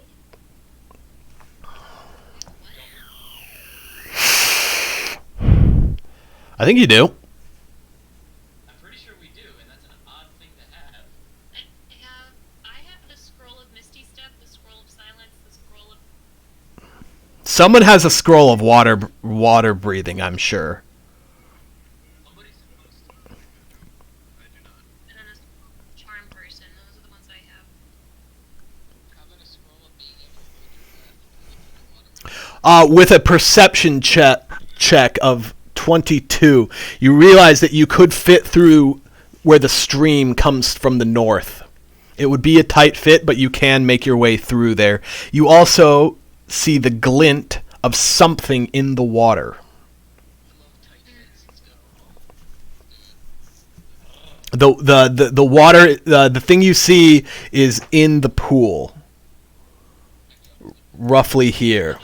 You don't need to jump into the pool. You're able to wade out there. He dives down. Everyone, 10, everyone wants to 10 feet. tonight. Go ahead. I want to look closer at what that thing is, but The water is murky. You can't really see. You just think you see something in the water. I go get it. Roll an athletics check. Throw some money at Oh, can everybody? It is. Is this a salty thing? It is a. It wasn't a hard check. 10 feet below the surface of the water, you see a skeleton. It seems to have 2 platinum rings on it, and it clutches a wand of some sort. all that shit. Can everybody It's just a wand. Underway? If you do not know what this wand is, Meridas, but someone else might. I grab it all and I cover a bottle of water and put stuff. You have gotten 2 platinum rings and 2 platinum rings and a wand of magic missile. Give me that magic missile I wand. say, give the wand and give the 2 platinum rings to Jim. Okay. There's a staircase to your east leading up into another passageway. I say we need to get through water. I like going through the water too.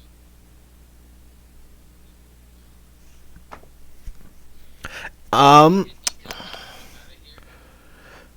Cheeky breaky. Oh, why do I have 531 pounds? just gotten thick.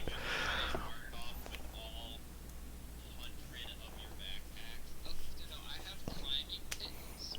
And it incorrectly Weight in is 10 pounds per, but it's a quarter pound. when you bring 40 10-pound that's like, what? That's gonna weigh 5. Okay. Where are we? Okay. Just jamming our these slick bodies into this. Well, you gotta pay the troll. Who do I pay the troll toll to? We have 2 platinum rings. All right. So you. Plot for those boys. The cavern closes in on you as you wade through the water. The water's up to your waist, and the oppressive weight of the mountain is above you. You sneak your way through. It collapses and we all die. Roll a perception check as you reach the edge of the of the stream, and it opens into a larger cavern. 6. Mine with a +3 modifier. Kiki is able to identify a group of bugbears and a male drow elf congregating outside of the area, outside of the stream. A wide rift fills the eastern half of this cavern. A stream pours out of the west wall, then tumbles down into the rift and flows out again to the north.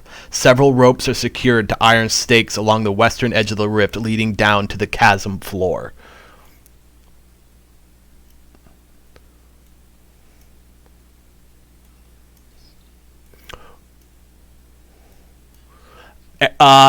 Who is carrying the torch? We lit a torch? You. Here, Meredith.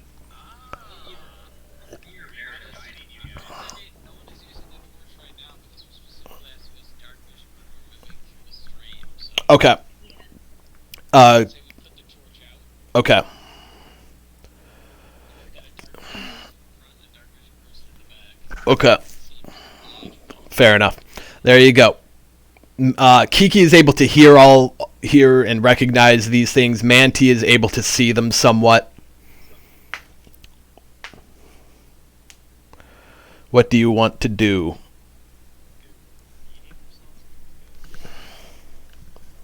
We can also not what's beyond. Yeah, you cannot see beneath the cliff. The stream continues to flow and falls down a small waterfall. You see the stakes tied into the ground at the top of the cliff with ropes hanging off going below. This is obviously how they traverse this small cliff.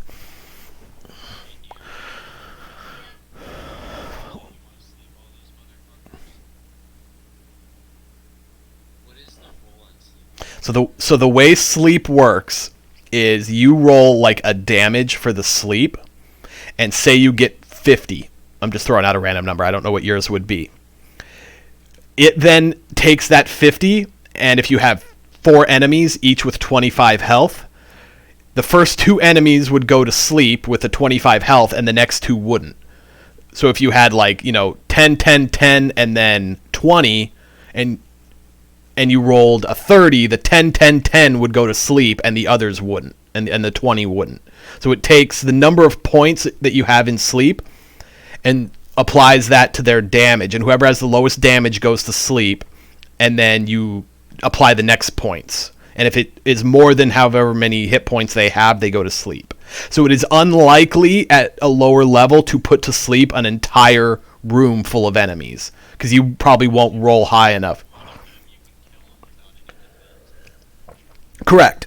It can eliminate the number of enemies you're engaging, but I'm just trying to explain the mechanics. It is unlikely for you to put to sleep an entire room full of enemies at a relatively low level, because you're not going to have enough points. See if there's anything else in the cavern besides the ropes and the like bugbears and whatever the fuck. The drow, you do not see anything else. Okay. They're just kind of mulling about, standing on guard. Free combat. So if I use sleep, then it'll alert them that it's Correct. there. Correct. But I- it doesn't count as just confused. Does sleep? Let's see. That's a good question. I don't know if sleep has. Like, she steps out and yells, "Sleep, motherfucker." Right. You might. It is verbal, so yes, you would have to speak. But can I whisper? Yeah, you could. Let me. Oh, you just closed it. Okay. Sorry. There's a stream going by. That's true. Yeah, there's a stream. That's loud. Enough. Is it a babbling brook? Watch out for the deer and the hunter. Damn. Yeah. So it does not. It would not necessarily alert them if you're able to do it quietly, but I will have you roll a stealth check to say it quietly.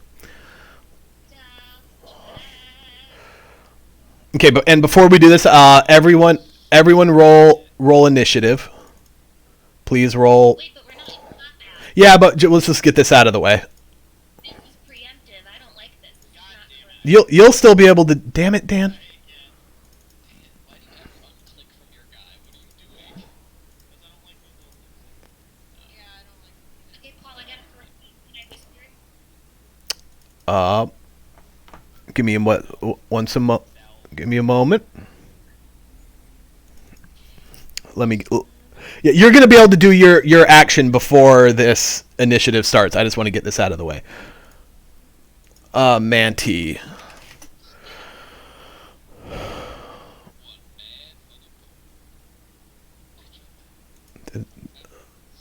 Okay, and then who are we missing?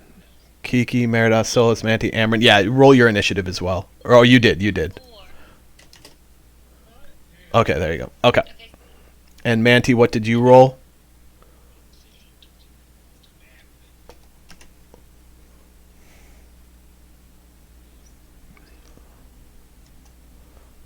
Okay.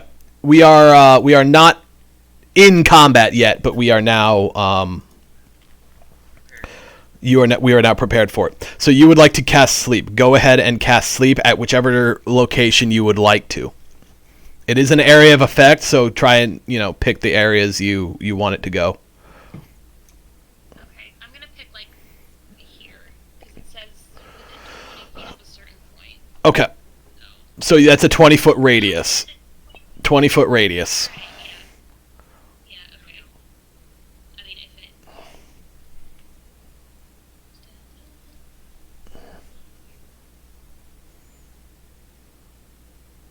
Okay. You cast sleep. No one detects the sound over the running stream, but nothing falls. No. Okay. Yeah, so greater than 24. Where are you getting 24 It's from? 2 levels of cast. What? Why did it put 10 and 14? Is it 10th level? That's a good She question. cast it as 2-level spell, so it did 10 and 14. I think. It should just roll once.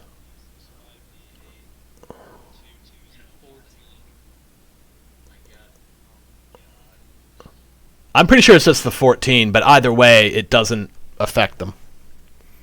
Yep. Alright, do it again. She can't. Oh yeah. Yeah, but we're not in combat. No. Does it? Yes, it does. You use your spell slot. You have to please mark that you've used it. Yeah, you don't get it back until you rest again. That was a second level spell slot if that's how you casted it. Alright, back again. Oh god. Alright. You are still stealthed. A mere twinkle in this. Go ahead. What were you saying? Can Kiki and I time bow attacks from stealth? Yes, you can. I will allow you to. If you guys are attacking from stealth, first off, I need everyone to roll a stealth check. If you're going to attack try to attack from stealth. And who did we lose? We lost Shantae.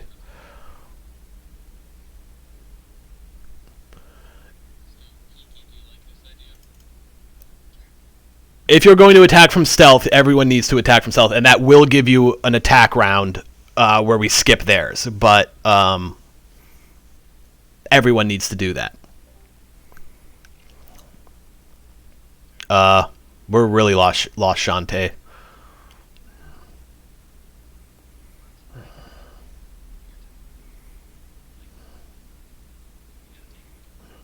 So we all have to. We all have to do So, stealth no matter what. so the way it'll work is anyone who passes the stealth check will get to attack before the enemies. But if you fail the stealth check, then the enemy will know you're there, and you won't get to skip the initiative order.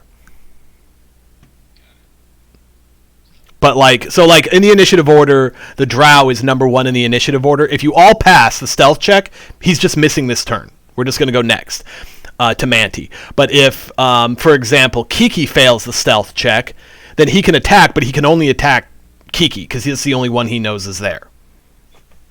I gotta pee though. I'll be right back. Do we just want to do a bio break? Sure, why not?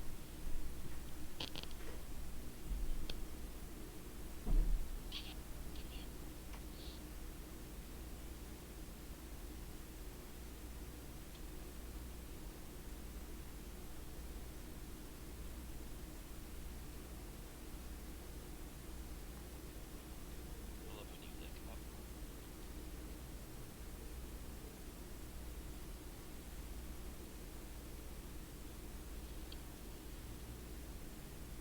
Here, I'm gonna let's take you.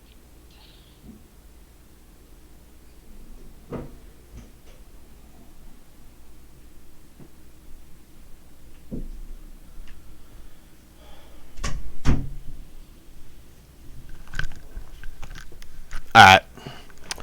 So what was the plan? Oh, people are gone. It's cool. All right.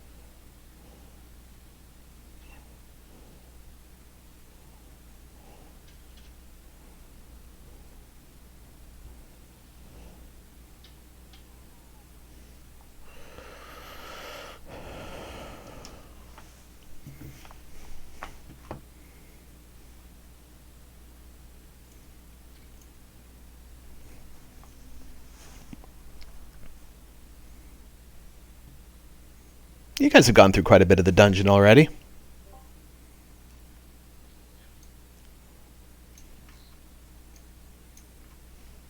though it's only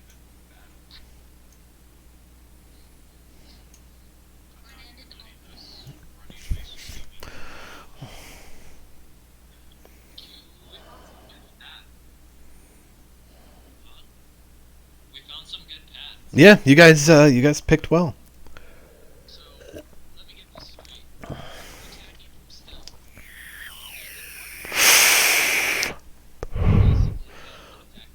No. If you... Well, first off, has everyone rolled stealth? Paul, what I don't understand is if they want to lose from where we're at, why does that mean we all have to roll stealth? Well, I assume you're all going to attack. So, the way stealth works is stealth is an individual thing. If you all pass the stealth check and you all attack, that just means they basically skip their first turn entirely. If Solus passes the stealth check, but Meridas does not, they can still attack Meridas. They just wouldn't see Solus. But does Solus still get to attack before they get So to basically, if one person fails stealth, they're gonna get absolutely by 4 people. Yes. Basically, yes, basically. It's one person literally standing up and saying, my entire team isn't here for a turn. Let's get fucked. Oh, I see the doggy. Yeah, stealth is they did not do. I mean, it seems pretty logical to me. One of you just stands up and screams as you attack. They're going to get fucked, while the rest of you are sitting in a corner, sneaking up. That's basically what it... It just guarantees failure is the problem with parties. Well, attacking like this with a party, yeah. But I think of it kind of like... Literally all we're trying to do is stand exactly what we're trying to do. Have 2 archers pop arrows. Well, only the ones attacking need to roll stealth. That's what I asked you, because But you said no, everybody has to. If you are attacking from stealth, you need to roll stealth. But if you're not attacking, you don't need to. Okay, so Okay. Yeah. So yeah. So if you're only attacking with archers, only the archers need... Do we need to win as the people under that?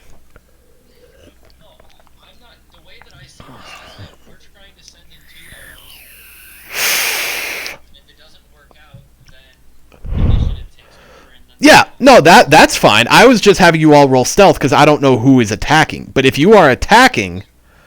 archers. Yeah, if only the attackers need to roll stealth. Everyone else is just chilling. I've played enough Skyrim to know that you can just shoot archers. You can just shoot guards from proximity and I'll have no idea what the fuck's going on. Yeah, every run becomes a stealth archer run.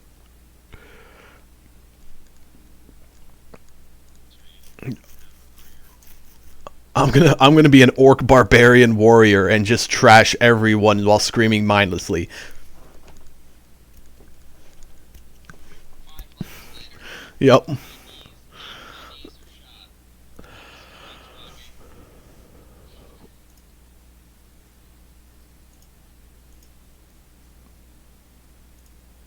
All right.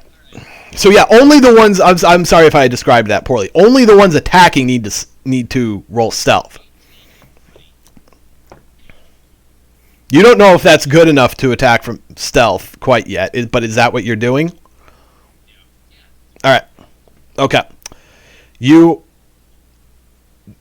Nobody senses anything yet. Manti, it is your turn. Okay, so did the arrows land? yeah, did Oh, I'm. What are you talking about? Kiki and Meridas? There we go. From stealth or not? I was going through the initiative order because we're under initiative, and so the way I'm going to do it is they're going to skip their turns. But it is a little bit confusing because they go before anyone. So yeah, those with who is attacking, just the 2 archers, and that you rolled. Kiki rolled an 18 and you rolled a 20. Go ahead. They do not detect you. Okay, I'm gonna shoot the Trout. Okay. Roll your attack. Glorious. Yeah, actually, this doesn't make... Okay, so Manti's skipping... Oh, I did not shoot. Yes, you are shooting with advantage because you are under stealth. Oh, no, You hit, so that's where the advantage applies. But you can still do it to try and crit the hit. Actually, so yeah, roll again.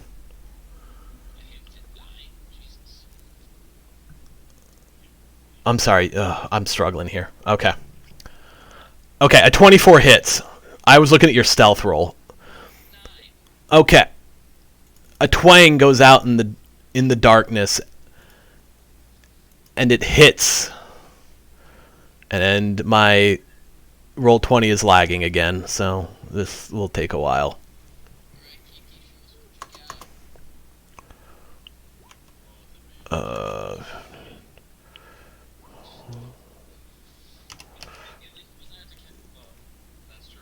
She does not, because she has advantage. Neither shot hits. Okay.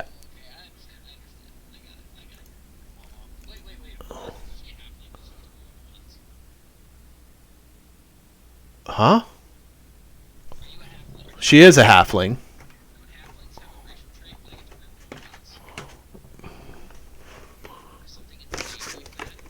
I don't think so. This hasn't come up yet.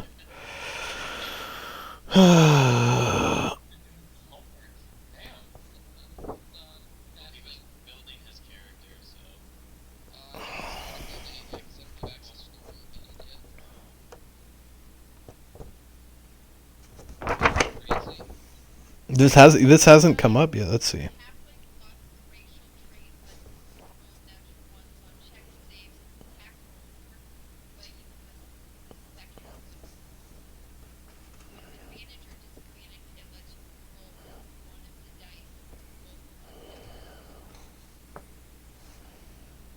We need to work on Sydney's noise gate, by the way. Yeah, no. So you can re-roll that one, then, from what I'm gathering, what you read there. So go ahead and re-roll it. That's a hit. Roll your damage.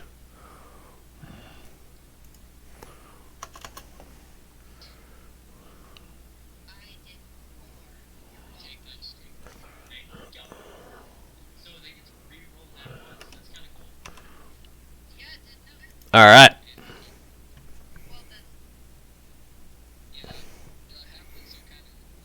Amryn, it is your turn. The drow did not detect the attack to begin with. The bugbears also have not acted yet. If you come out of stealth now, you could try to attack from stealth, in which case the bugbears will skip their turn as well. Or you could just pass your turn right now as well to make it so they skip their turn. I'm going to open my window. It's hot in here. I have a light crossbow. Can I try that? You would have to roll stealth first. Yeah, you need to roll stealth. Okay, go ahead. You can attack. You don't know. A 6 does not hit. I don't Can I think. use one of my inspirations? You also, yeah, you already have advantage. You're right. Yeah. A 17 hits. Who are you attacking, though? You attacking the same guy? Sorry, didn't read that. The drow? Sorry, guys. Okay. 6 damage. All right. Yep.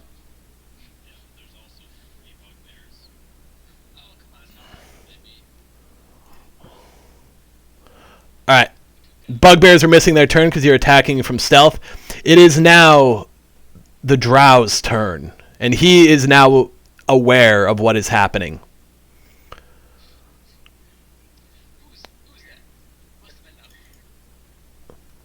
Forecast didn't say anything about Brown.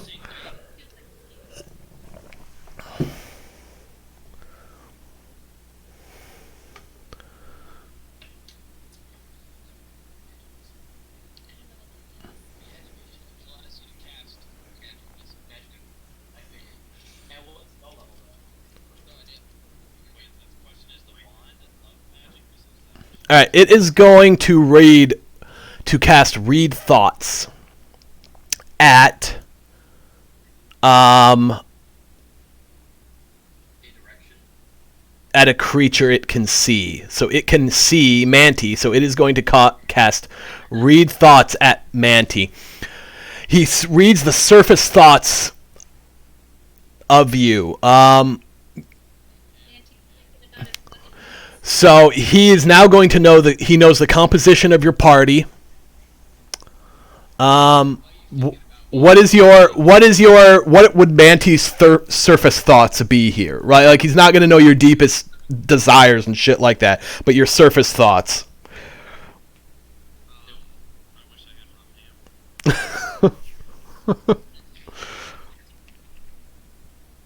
Is there no defense to read thoughts? Like he doesn't have to like roll. Nope, there is no defense against it. Someone needs to learn this spell. So if all of you guys were dead, I'm excited to kill you guys. While he's casting Read Thoughts on you, this is a concentration spell, so it continues on, and the doppelganger has advantage on insight and deception, intimidation, and persuasion checks against you. It also now knows how many he's fighting and what weapons and stuff you have, like the basics you would be in your mind before a fight. It is also going to yell, "Get up here, you fools!" Oh no. Manti, it is your turn.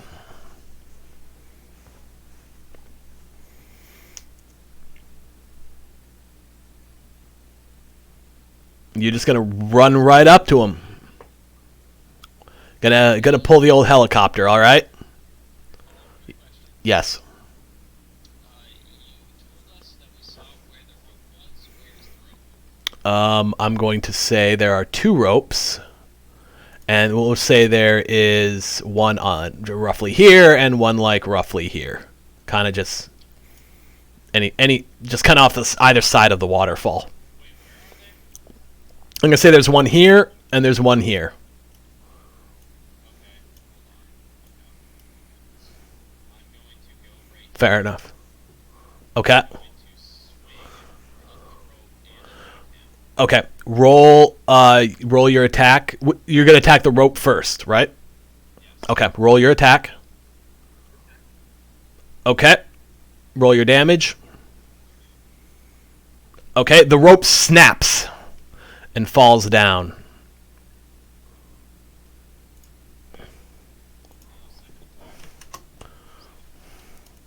That is a hit. Roll your damage.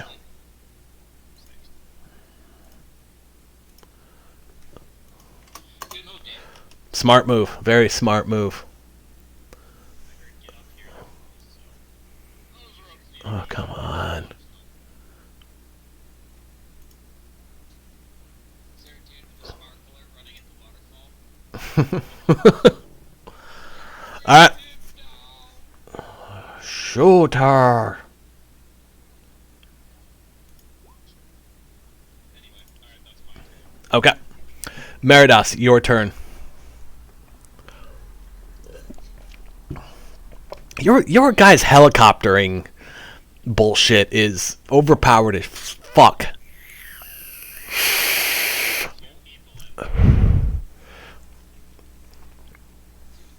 a chick, do the helicopter dick.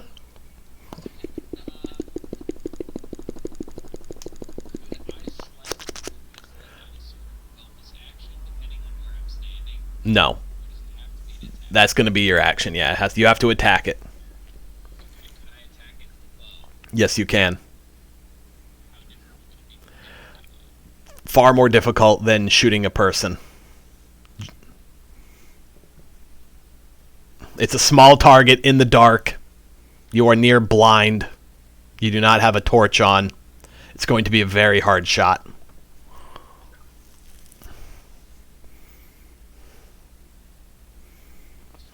It's going to be a hard shot. It's going to be rolled... Well, in the darkness, it's going to be rolled with disadvantage no matter what you attack. Because you have no light source right now. Bugbears have dark vision. Yes, they do. Oh boy. This one does, at least. I don't know about all drow. Yeah, you are in the pitch blackness of a cave with no light source. It is literally pitch black. You can kind of feel your way around via the air.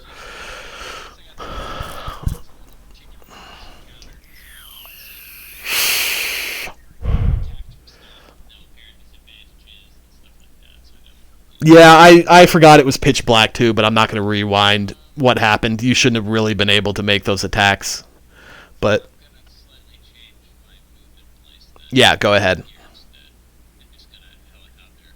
All right. Who are you attacking first? Drow first. It's you are also attacking with disadvantage here. So it's pitch black. You can't see who you're attacking. You can just kind of feel around and get an idea. All right. Well, that you're attacking the bugbear first. No, drow first. Okay. That is a hit. Roll your damage.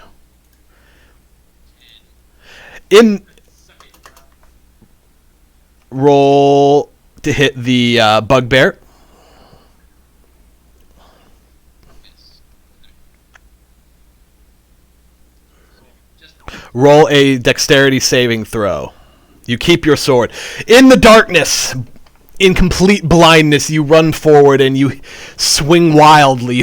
You could be hitting Manti. You could be hitting a dog. You could be hitting an enemy. You have no idea, but you feel a wet thump as your sword connects. doesn't he have two sword rolls? The 19 and a 17? He said I'm at disadvantage. He's at disadvantage because he's completely blind. So the 19 and the 17 were against the drow, and then the 5, well, you can't do worse than a crit, so it doesn't really matter to roll again. All right. Solus, you are up. It is also completely dark for you. You cannot see anything.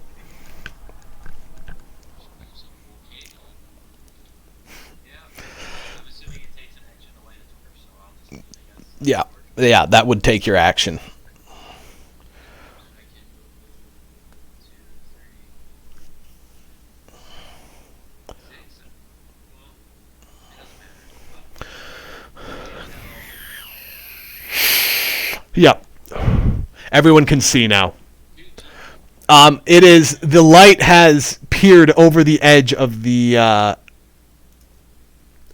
cliff, and you can see the stream continue on to your north. A small section pathway continues up on the northeast, and below you are 3 more bugbears and a passage continuing on the opposite side. Everyone can see now. Yeah. 1, 2, 3. Which square is that dude on 6? Because I can go here, Yes. and then...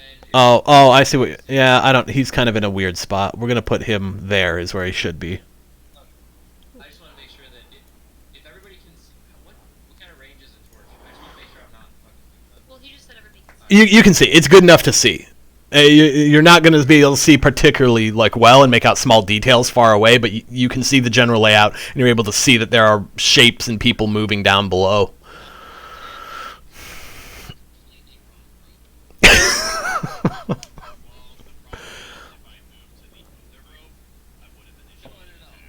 No, like, it wasn't your fault. I had no idea what it looked like down But there. again, then they would try to climb over him, but it wouldn't affect them a lot. So that's action surge, and I move over here, and then I'll attack the rope and the drow, and not disadvantage, right? Correct. You have light now, so you are not attacking. Well, what weapon are you using? So like, am I what? I don't understand. What am I supposed to do with light? Can I put like a light down somewhere? Like, is this? Do I just not? So the torch is. You are holding a torch in your hand. So if you're going to try and use your greatsword to attack, you're going to try and wield a greatsword with one hand, which is going to give you disadvantage because you can't. It's a two-handed weapon. But you could use your action at some point to set the torch down. without extinguishing it. If you just throw it on the ground, it might go out. But if you have another weapon, you could attack with a one-handed weapon without disadvantage. But that wouldn't let you helicopter. Okay, what if he sat down the torch on the rope? He could try to set fire to the rope. Yeah, that would take your action. If he puts it down on the rope. That's one action. Set the torch ablaze and put his Alright, torch down. I'm rethinking this turn because there's a lot of things that we haven't really dealt with. Yeah, that's fine. That's fine. Because here's the thing, if I mean, Well, you already lit the torch. Now everybody can see. So I think you no, that's fine. It just determines whether or not I use my action surge. Right? Because, I mean, to use it would have been cool to attack and then run up and take out the rope. But what I'm hearing is, I mean, can I even take out the rope? Yeah, you can still attack and do your helicopter thing. You're just rolling disadvantage on both because you're trying to wield a giant fucking sword with one hand. Or You can still successfully cut the rope and hit the drow. You just have to roll well with disadvantage. You know, whatever, I guess. Let's do it. Rope first. All right. The rope snaps. Oh, that's not what I wanted. I wanted this. And cuts off the reinforcements from below. And 13.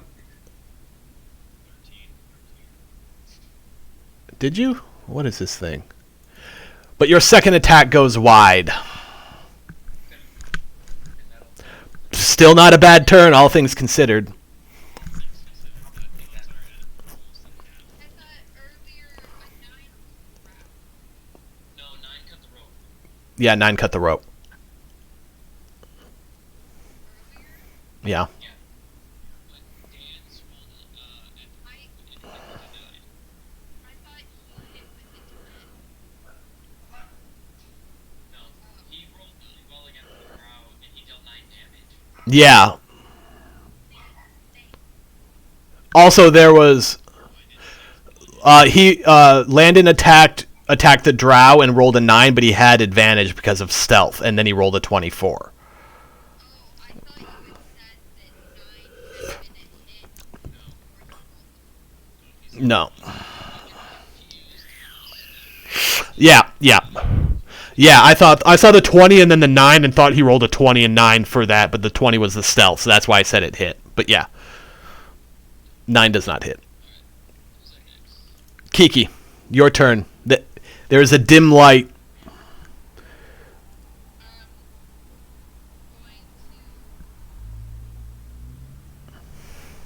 Wait, can I move over and to?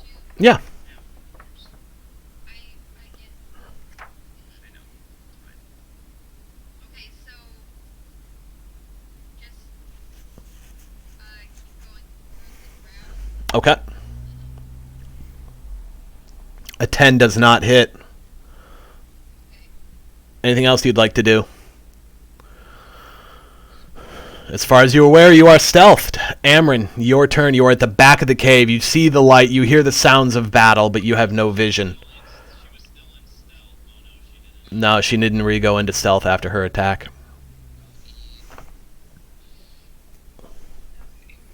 Then can I hit the drow from this angle? Yeah. Okay, I'm gonna use Ray of Frost. Okay. Ooh, a hit. A small bit of damage, but you do damage him.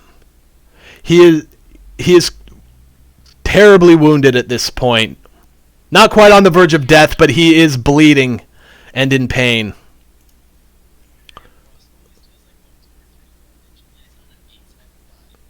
Yeah. Out to get you. So his It is the bugbears. The one Melted down so many dice by now if we're actually rolling real die.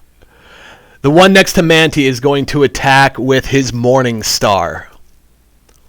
A 15 does not hit. The one next to Meridas is going to do the same. Attack him with the Morning Star. 17. Does that hit you? It takes 6 piercing damage. The bugbear up top here is going to, or at the bottom, is going to attack Solus. Move up into engagement range. He roars and attacks with his Morning Star and fails. These are some terrible fucking bugbears. This bugbear at the bottom, easternmost, is going to throw a javelin at Manti. A 23 hits, take 8 piercing damage. No. No. You're standing right on the edge. It's not that... 8 piercing.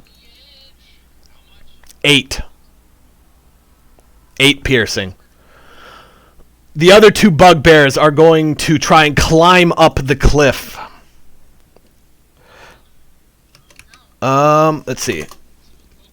Only a rope there for a reason. This is a big cliff.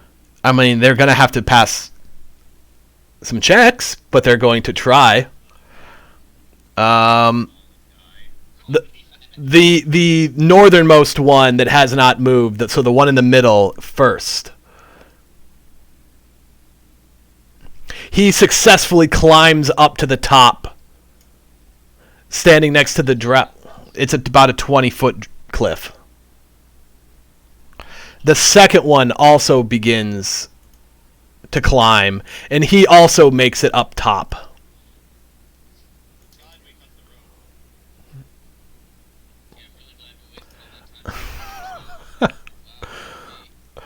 The drow, what is your...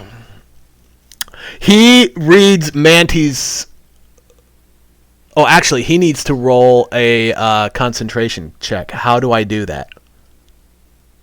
I'm going to say... yeah, well, this is the first time it's his turn again, so... I would guess intelligence saving throws. Yeah, but what is he rolling that against? I guess I would be rolling it against Manti's...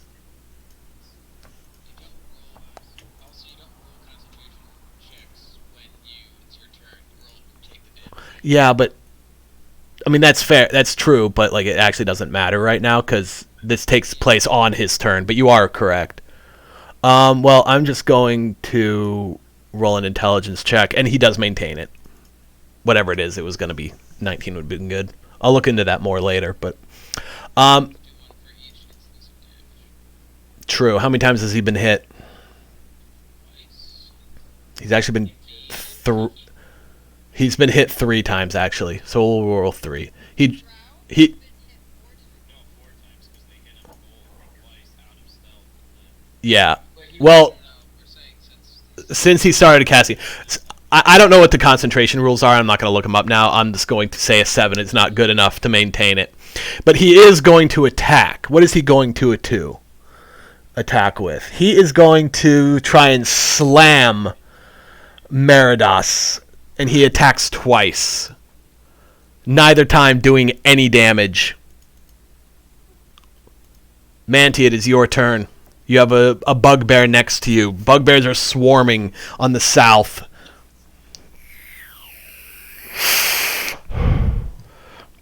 The check is 10 or half the damage you've taken.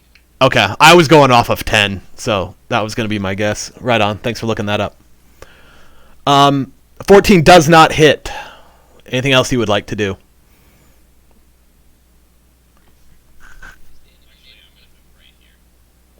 Okay. Meridas, you're up.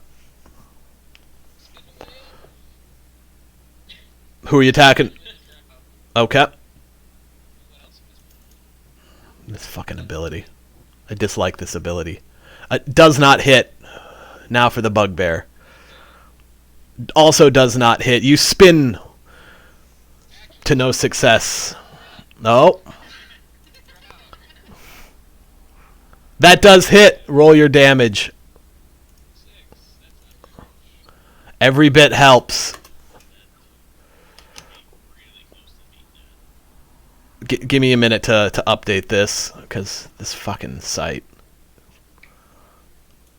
All right, and now for the bugbear. A miss, a solid crunch into the drow, and then a miss over the top of the bugbear's head. Solus, you are up. Action surge again. Spin win again. Well, I still have to figure out this bullshit with the torch. You have a torch in your hand. It's over my turn. I That's my thought turn. I thought the torch was on the sword. No. No, he didn't. He attacked. He helicoptered with his great sword in one hand and a torch in the other. So you can just throw the torch down, but it might go out and it might stay lit. You could, and that will not take an action. But if you want to like actually make sure it doesn't go out, that will take your action.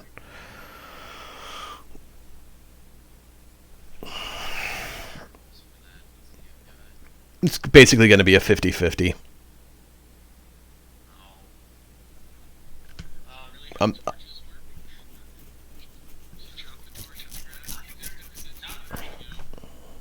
be more like 66-33. Fair enough, fair enough. I'll have you roll a d20, and there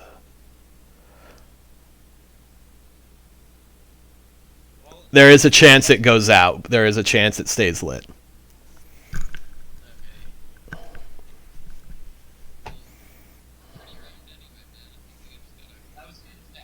I cannot be skipping attacks, is what I'm saying.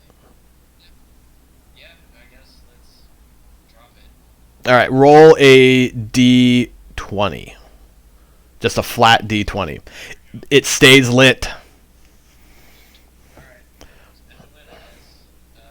Drow, then what? Which bugbear? Yeah, which bugbear? You have 3 around you. If I hit that one on, like, next to the drow, will it fall? Potentially? Depending on the hit, yes.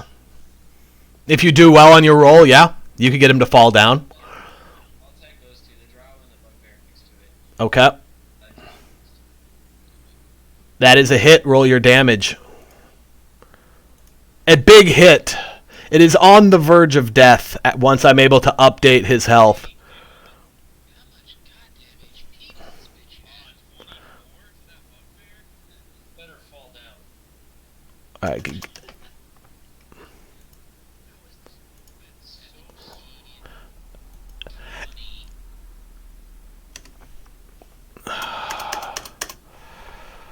Let's fucking sight.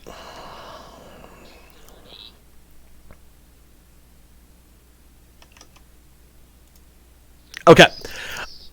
A devastating swing as you cleave into the body of the drow, and as you hit the bugbear, his body recoils and he falls down the cliff, taking an additional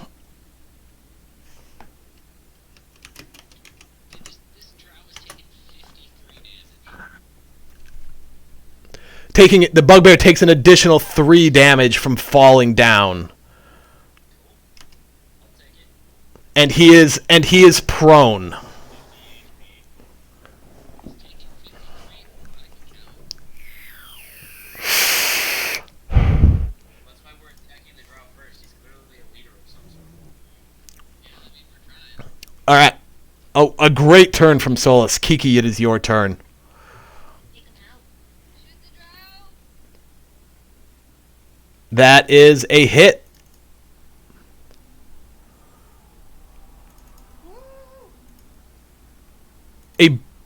A brutal strike, and the drow goes down, collapses in a heap. 60 HP dead.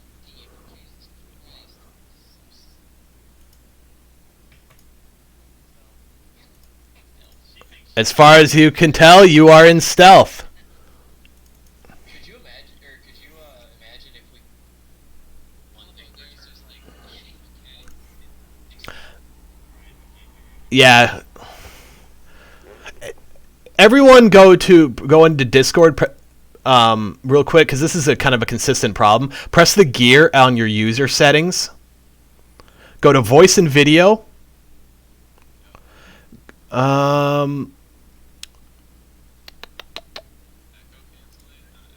go to noise suppression. Let's see. Noise reductions. There should be a way to adjust. I'm trying to find the adjust. Deselect the automatically determined input sensitivity. If you want to adjust. Yeah. So where it says input voice activity and it says automatically determine input sensitivity, everyone needs to lower that a little bit.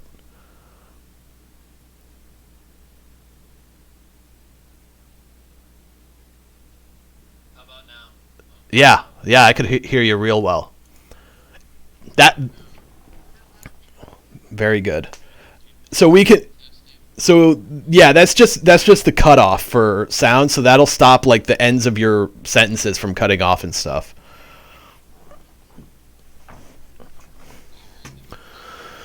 Perfect. We can stop worrying about that. Amryn, it is your turn. I'm gonna use missiles as 3 things, so I'm gonna shoot this guy, and then that guy, Are you casting something? and then that guy. Oh, I don't know.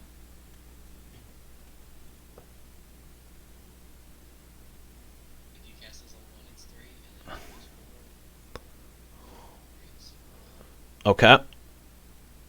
Yeah, it says how many times.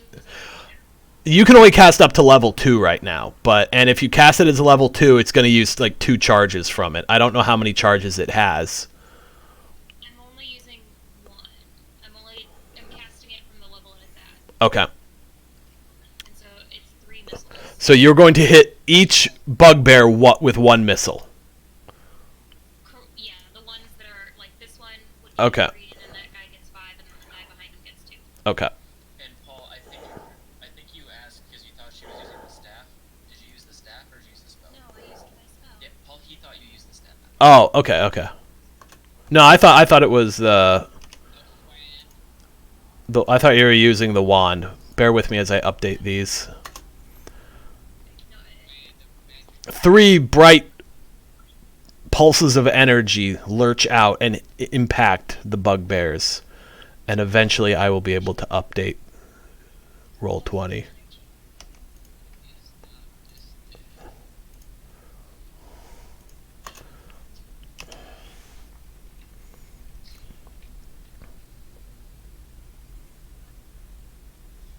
So are these bugbears taking any sort of morale hit here? Nah. Feel bad about themselves? Anything else you're doing, Amryn? We lost her. Maybe she's shaming. No, she's good. The chat.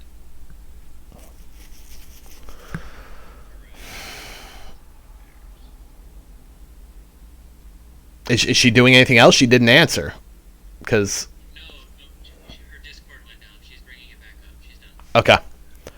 The bugbear's turn. The one next to Manti is going to attack Manti with his mace. Morningstar. A 20 hits, take 11 damage.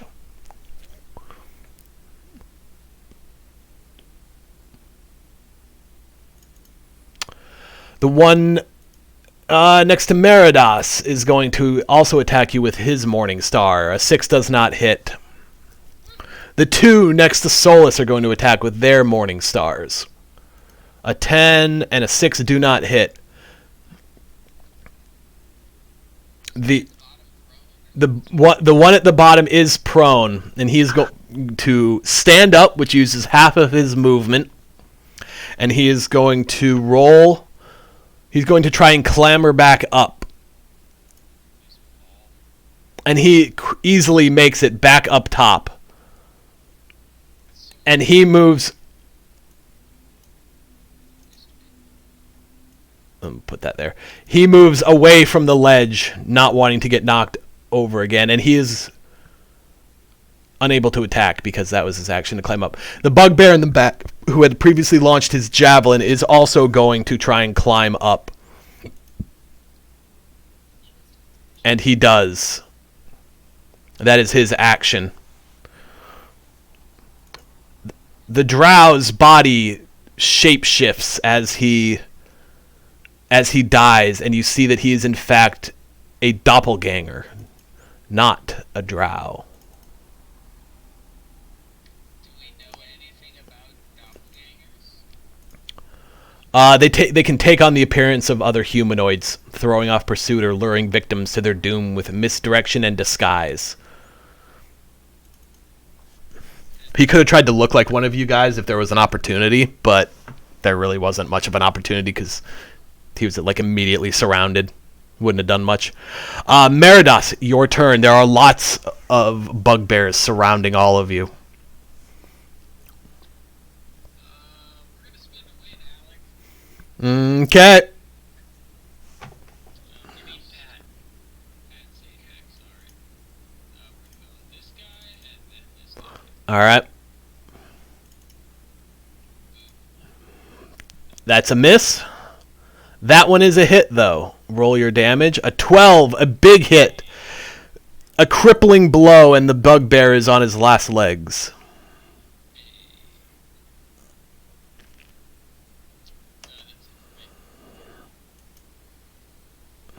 All surged out. Solus, you're up.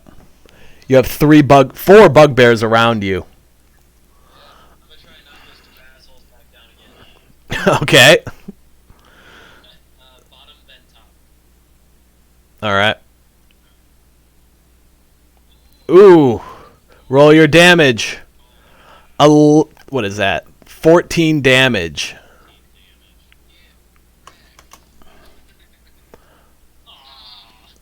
Critical failure. All right. Let me update this guy. Okay, hold up. It turns it back into an attack. Oh! Christmas over here. And he takes the bugbear to the south takes an additional 6 damage as he falls and lands prone. He is still alive, but not by much.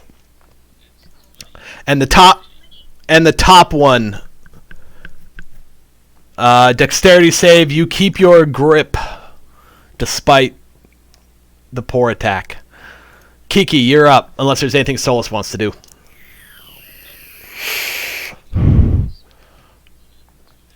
Basically. And it bounced back into his hand. That's exactly what you did.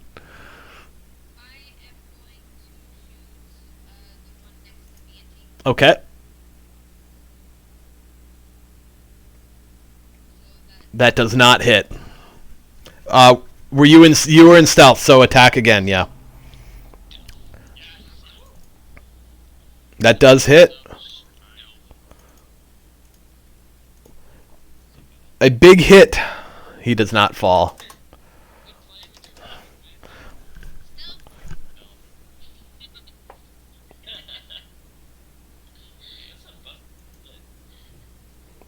All right, next. Amron. Okay, I'm going to Go for it. poison spray. Roll it. Well, how does poison spray work? God, you have all these cool things. You extend your hand toward a creature you can see within range and project a puff of noxious gas from your palm. The creature must succeed on a Constitution saving throw or take 1d12 poison damage. Okay. Well, that's what it means. It shows you, Paul, what save it needs to make, and then it shows the damage if it succeeds. Yeah. Okay. Roll it. Oh, you did. You did roll it.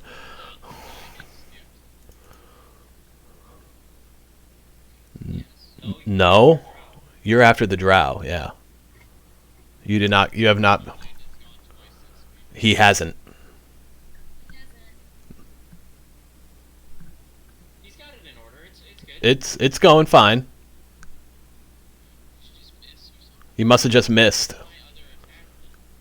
Yeah, no, you skipped him. Well, I 100% got skipped. What are you guys talking about? Alright, almost. It goes straight from Shantae to me. You got confused. You got confused when we were asking about doppelgangers. That doesn't make sense because you go after the drow. You went a long time ago.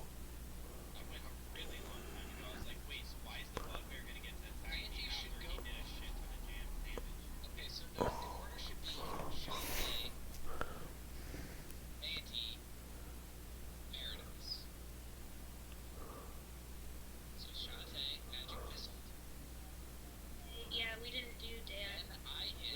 No, it should have gone Shantae, then the Bugbears, then Manti. Are you guys looking at the turn order right now? Oh well, okay. We'll give you. I'll give you an extra turn right after Ambrin's going. If we did miss you. Yeah, fair enough. Oh, fair enough. I must have double clicked at some point. So yeah, roll your. Okay, so you did Constitution save, DC 13, and he crits it. Does he take damage or does he half? And which one are you attacking? The closest one to me. Okay. So he is going to take 3 damage.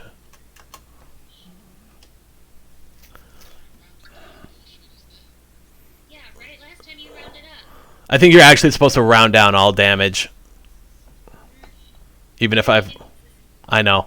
There's a lot of that goes around. Anything else you'd like to do? No. Okay. It is Manti's turn.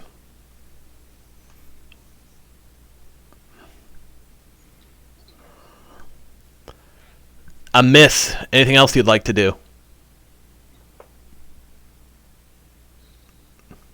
Was that a no? Okay. Bugbear, the one next to Manti, is going to attack with its Morning Star. An 11 does not hit. 2 of them are going to attack Meridas with the Morning Star. A 17 hits, take 10 damage, doesn't it? 17? Okay. And 2 are going to attack Solus. 19 and a 16. Do either of those... This 19 hits. Take 9 piercing. And the one that fell is going to roll to try and climb back up. And he successfully gets up on top. And that is his turn. You just keep pushing them back down. It's like whack-a-mole. Drow is dead. Manti, your turn again.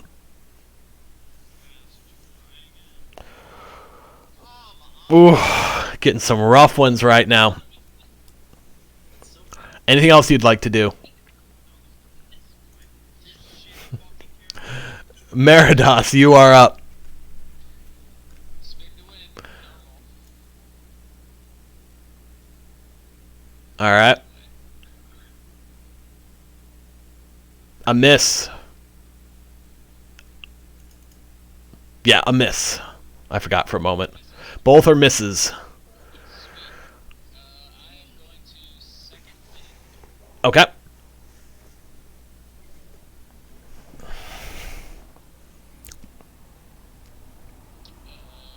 1d10 plus 5 level. That would be level 4, right? Yeah. So 1d10 plus 4. 13. It's a big roll. Good job.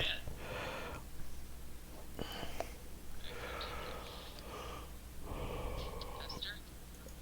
Solus, you're up. There are, again, 4 around you. Two cliff guys. That is a miss. That is also a miss. Looks like our luck is coming in. Yep. Anything else you'd like to do? Alright. Kiki, you're up. There is still a horde of bugbears around you. I'm gonna keep shooting the one next to Manti. A critical failure. I need you to roll a dexterity saving throw. You're right. She does. She does. I keep forgetting about that. A miss, but no crit fail, so it's alright. Wait, do I get to Turn on. do I that was a crit It does, actually, yes. No, because advantage. You're right. Your ability. Oh. It's a good point, though. You could have rolled quite a bit better. Amron, your turn. Oh, yeah, roll your stealth. I'm sorry. Okay, you are stealthed. Okay, I'm gonna aim for this Okay. Yeah, yeah. I feel like No. Yeah, literally no one did any damage that entire That was one of the all-time worst rounds I've ever seen. It was bad. Now we're looking to die. All right, the bugbears are about to lay some smackdown. The one is going to attack Manti. Takes 17 piercing damage.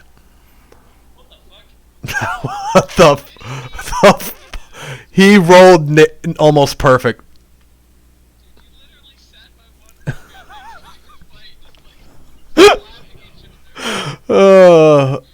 And Manti is now unconscious. The two are going to attack Meridas. Take 10 piercing damage and 7 pierce. So take 17 piercing damage. Paul, slow your roll, man. 3 of them are going to attack. I'm sorry, that was meant for Meridas, not. Did I say? Okay, my bad. 3 of them are going to attack Solus. Crit fail. He is going to roll a dexterity saving throw. He keeps hold of his weapon. Another attacks. A 14 does not hit. A 20 hits, takes 18 piercing damage.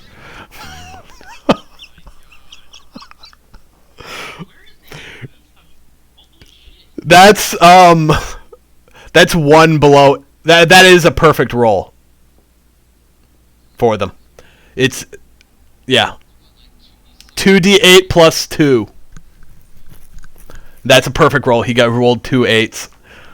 Just chaos reigns as blood is flying through the air. You hear the grunts of the wounded and the cries of pain.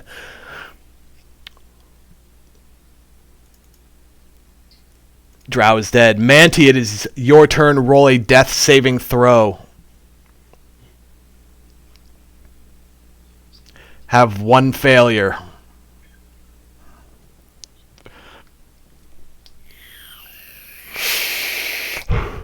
It's actually tilted.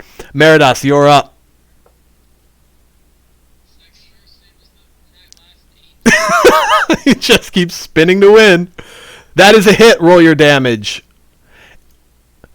A big hit. A large thunk goes into the body. As it takes me 45 minutes to update their health. This is actually just infuriating.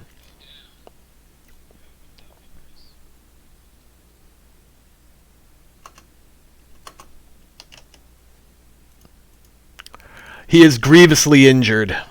Roll your next attack. Another big hit. Roll your damage. A wet thump as you see a head spinning through the air. And you have killed another bugbear. It's true, you've only killed one.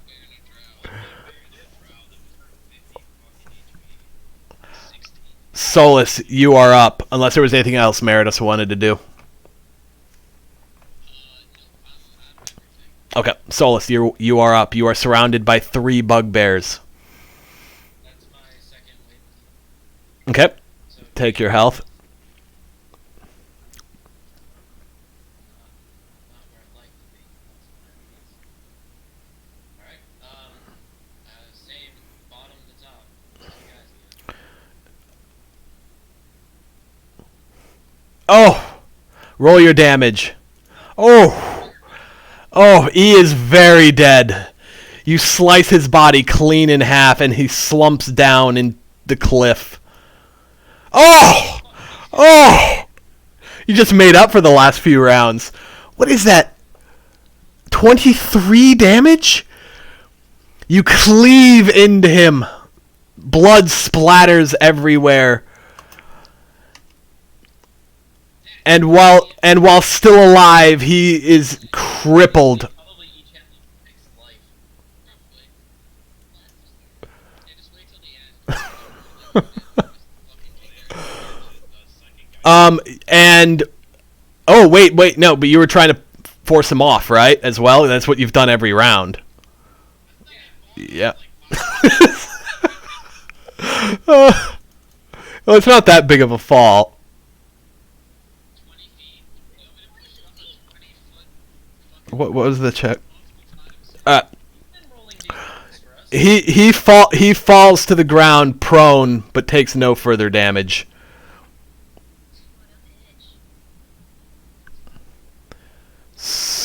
Solus is anything else you wanted, Solus?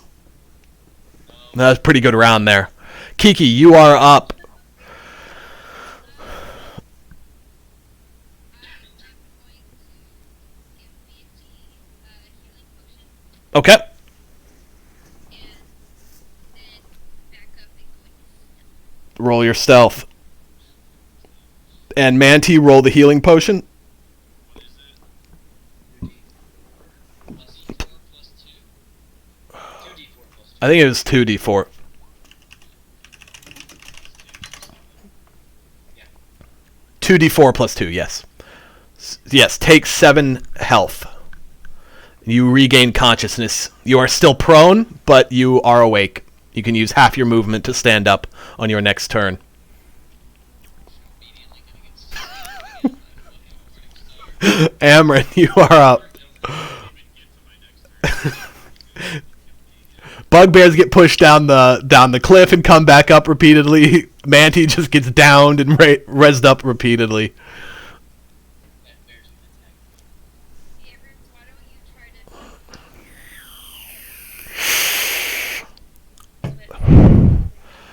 Have switched those roles.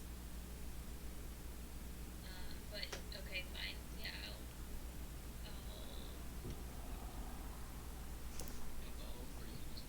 So you're doing Ray of Frost, yeah.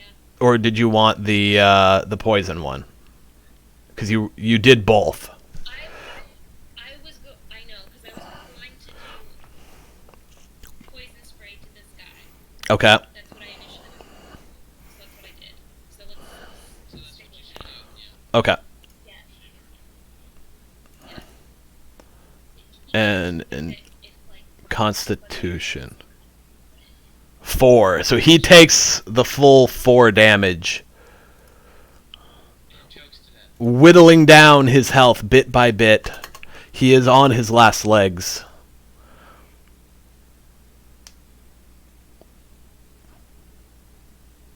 Let's get it. Manti has the best armor class of rolls. Hasn't helped me. No, it has. It's just those guys are rolling for shit. Amron, anything else? no, I'm good. All right, the bugbears attack again. One striking with his morning star at Manti. He misses, possibly sparing Manti's life. One is going to attack Meridas. He also misses. One is going to attack Solus. Take 14 piercing damage as he crunches into your shoulder. The bugbear is going to try and scramble up. Bitch can't take a hit. And he fails while the bugbear quickly tries to scramble up to rejoin the fray, and he loses his grip and falls and takes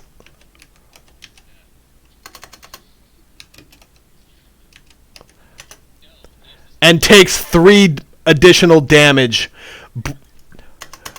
Breathing heavy, he is near death. The slightest of touches will end his life. Only Manti dies from falling down like in place. I was actually hoping that would have killed him. It could have. Manti, you are up. You are at 7 health. Just kill this guy. Oh my god, dude! Manti, blinded with rage and in pain, flails wildly, unable to connect. Are you kidding me? I think you have rolled an 8 or a 9 like 5 turns in a row. Oh, man. You even jumble check to make sure it was rolling a d20. I was like, Yeah. rolling a d10. I'm clicking on my weapon and it's I mean, those are awful. You have plus 5, and you're rolling. Oh, that's awful. Anything else you'd like to do this turn? Meridas, you are up. You missed 4 times in a row. 14, 8, 9, 8. Oh, I would like to move 5 feet and then spin to win. okay. And then this way. All right. I know no other way. That one's a miss.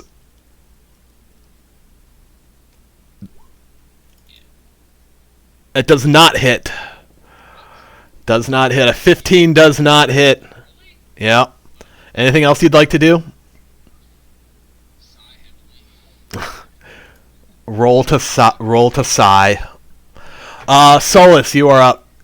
16 insight. Does someone know that my feelings are hurt? Everybody knows you are a tear dripples down. Dripples. That is a miss. Alright. Gotta make up for the Kiki. terrible. Solus is heavily injured. So is Manti. 2 teammates on the verge of unconsciousness. This bugbear, and this bugbear are all heavily injured. Going for the one next to me again. Okay. A miss. But you are from stealth, so roll again. Yes. Roll a dexterity saving throw. Roll a dexterity. Oh yeah. I keep forgetting about your little trick. You're getting way too much use out of that, though. All right. Hey, stealth. Stealth yourself. You are stealthed.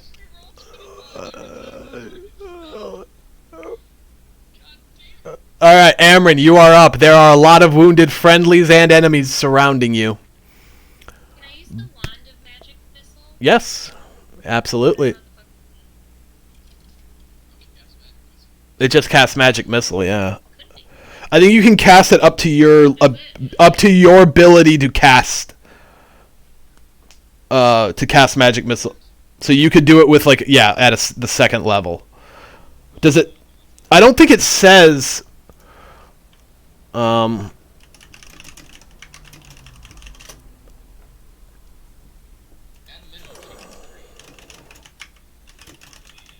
don't know how many charges it has though. Okay, this wand, the wand has 7 charges.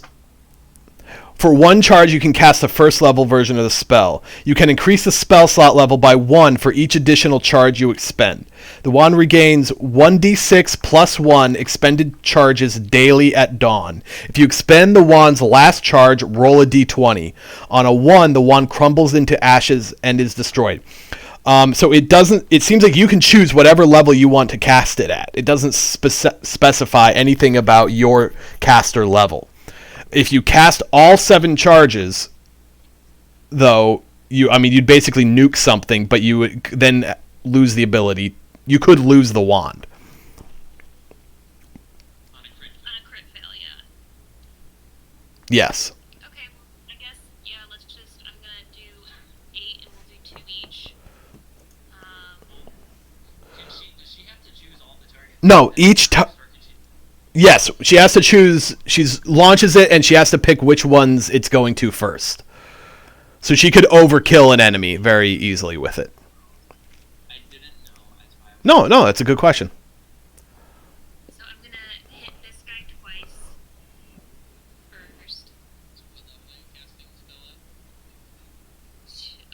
I'm gonna use all the charges. 7. So 7th. That seems broken as fuck. That can't. That would be 9 charges. That seems broken as fuck. One or more of his charges cast a missile spell. For 1 charge, you can cast the first level. Yeah, it doesn't. There is nothing. I'm looking at Wand of Magic Missile. Adventure. Uncommon. Yeah, it. Correct. So yeah, I'll let you. I'm probably wrong about this, but that's the way I'm reading the rules. So I'll let you do whatever you want with it. I'm not totally. So, So it takes 8. That takes 8 damage. Okay.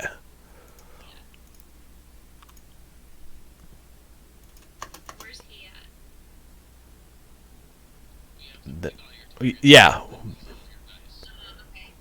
And then, okay, so then I'm gonna do this guy twice.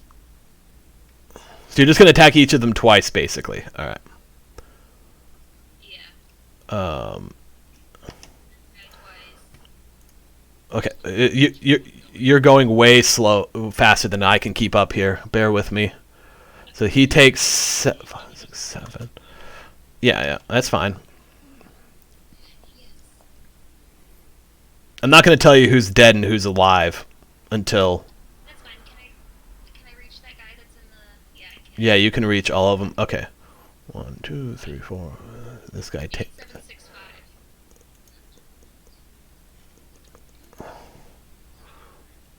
What? Holy shit! So- Fuck. Okay, can I just stop now though? Like, I don't want to use. I'm not gonna. I'm gonna stop. Okay. So, 5th level. Apparently. And did you attack this one as well? The one at the bottom of the cliff? Okay. A streak of lights come out and scatter in all directions, kind of like if you picture Iron Man when he uses his thing.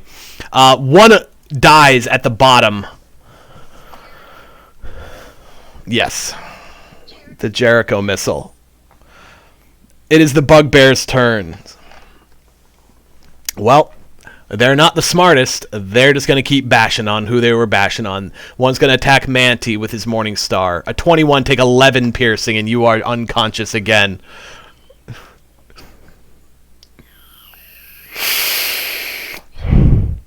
One is going to attack Meridas.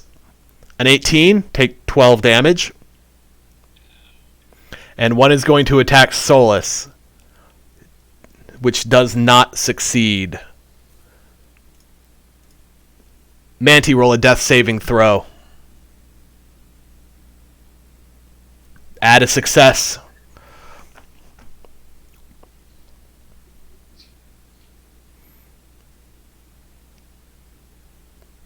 Meridas, you are up. Let's see. These two are on the verge of death. This one is heavily wounded, but still in fighting shape. Why are you telling me any information? Because you could literally... true.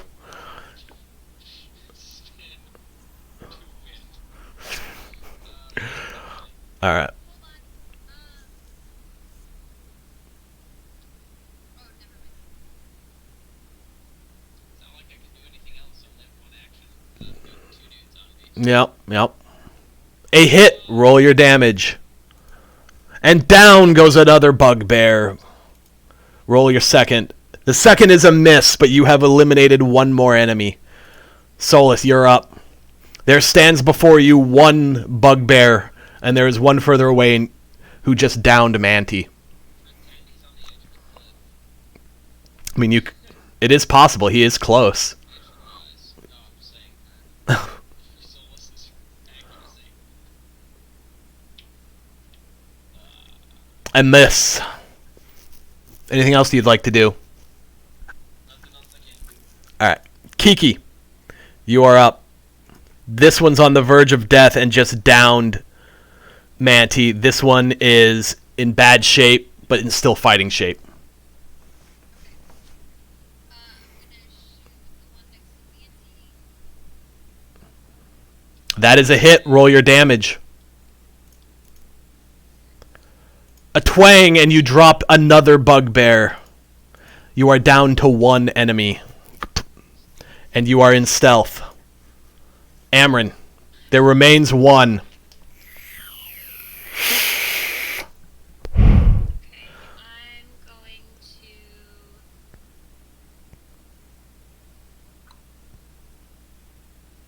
Can I just use the rest of my wand now? If you would like, you have 2 charges left. If What? Okay.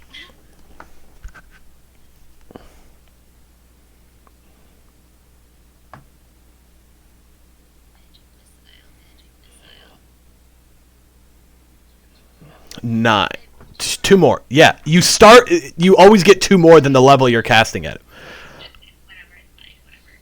I don't At want to level count. 1, it's 3 casts. Or it's I don't. yeah. What is that? 16. Yeah.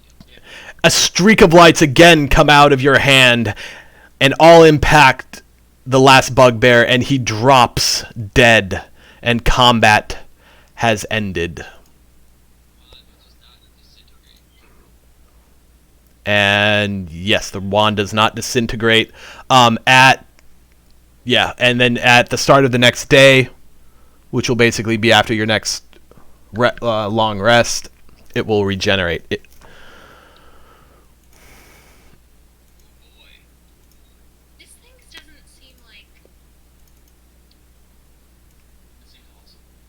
It seems way more powerful, but that was how I read the rules, so I'm going to stick with it. Manti is still down and unconscious. I need someone to... Yeah, you're going to have to give him a health potion to bring him back up. Okay. I have 10. I may have bought some potions. You guys bought all the health potions. It's like that scene in 2d4 plus. It's like, yeah, exactly that scene in Park. Sort of. Bring me all the health potions. 2d4. Yeah. So you're taking 8. Bring me all the health potions you have. Stop. I'm afraid what you heard is bring me a lot of health potions. What I said was bring me all the potions of healing you have.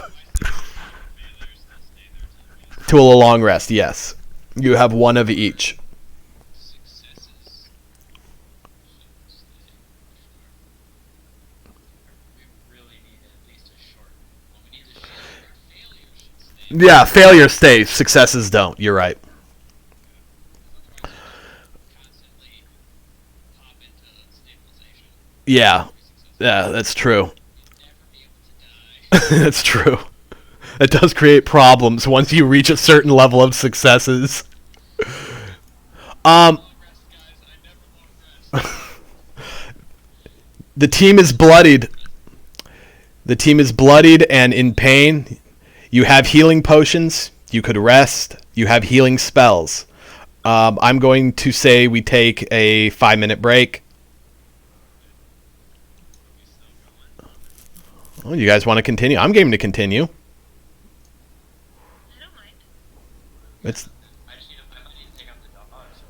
yeah. Why don't we just take a 5-10 minute break? Okay, how much longer do we have?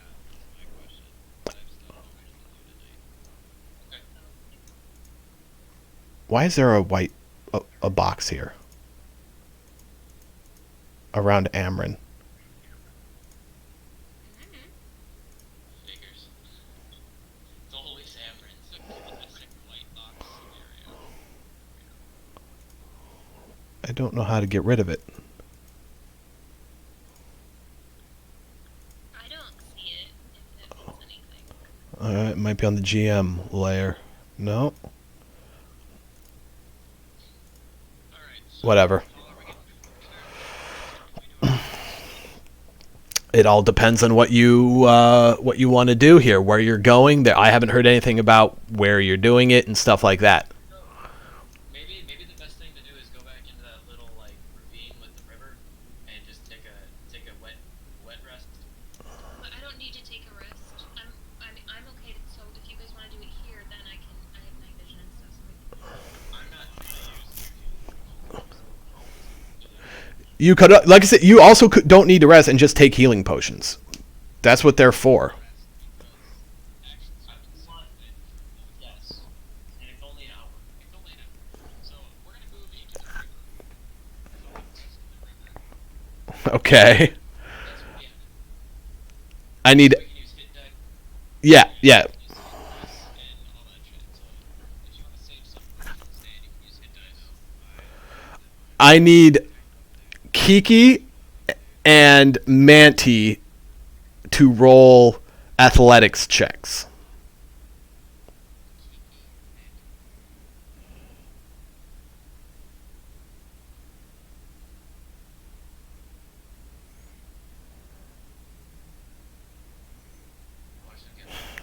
No, I was wanting to see if you would beef it. You are trying to rest within a river that is shoulder height for them, so resting would be difficult because they're so short. All right, let's base not. I mean, not drown because you're not going to sleep, but just to see if you could even get anything from the rest. Critical fail hit dice. All right, let's. So what am I doing? Oh, I just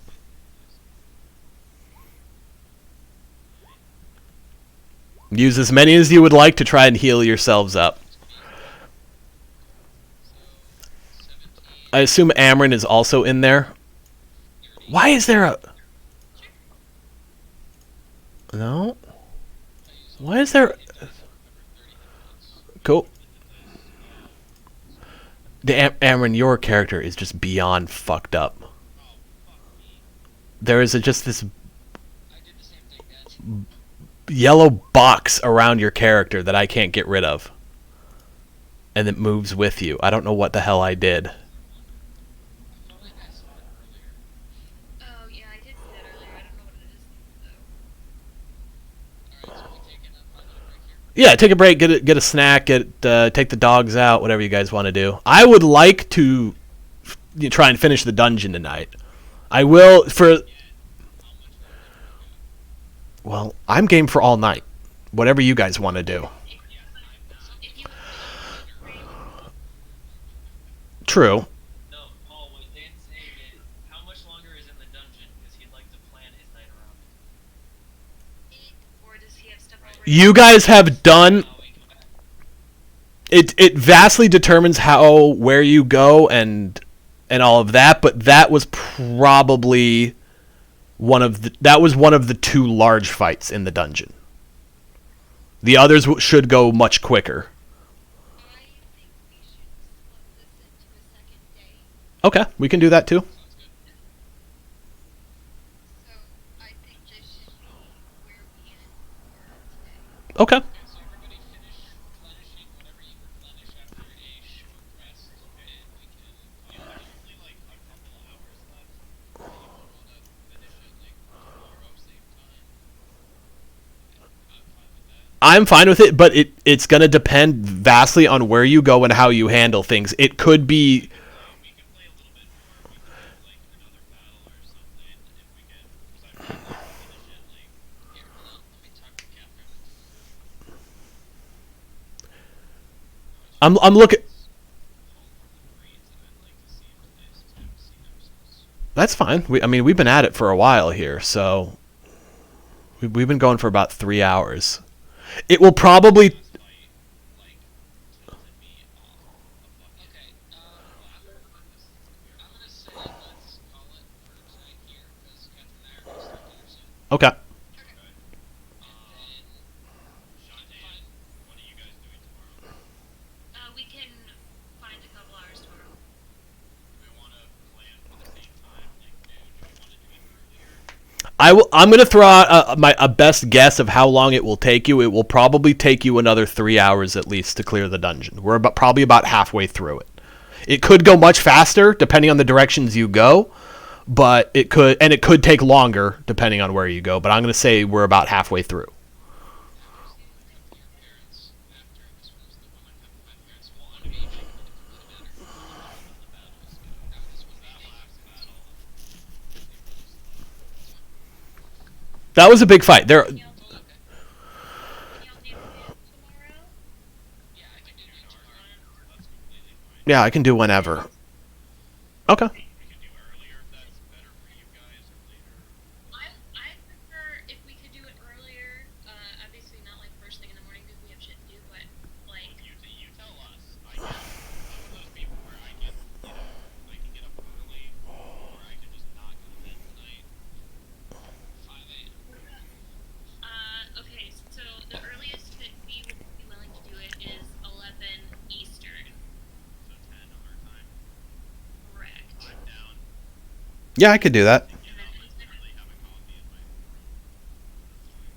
That's fine. I'm fine for 10. Okay. It'd be nice to have, like the rest of the day. Sure. Yes. Get ready for Yeah. the night. So Other stuff. everyone's down Yeah. for that. Yeah, I'm game. Call it right here, and then when we're done by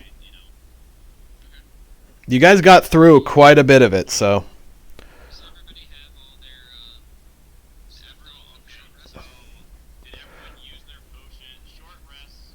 Do my failures reset, or does it have to be a long? it has to be a long rest. Alright, everyone, let's go back to Phandelver. Have apparently 15 fucking bugbears come in. Were all those the bugbears? Just out of curiosity. There were bugbears there, but there were not as many. I put in a bunch of extra as reinforcement. I'm curious how much it penalized them. I put 3 in.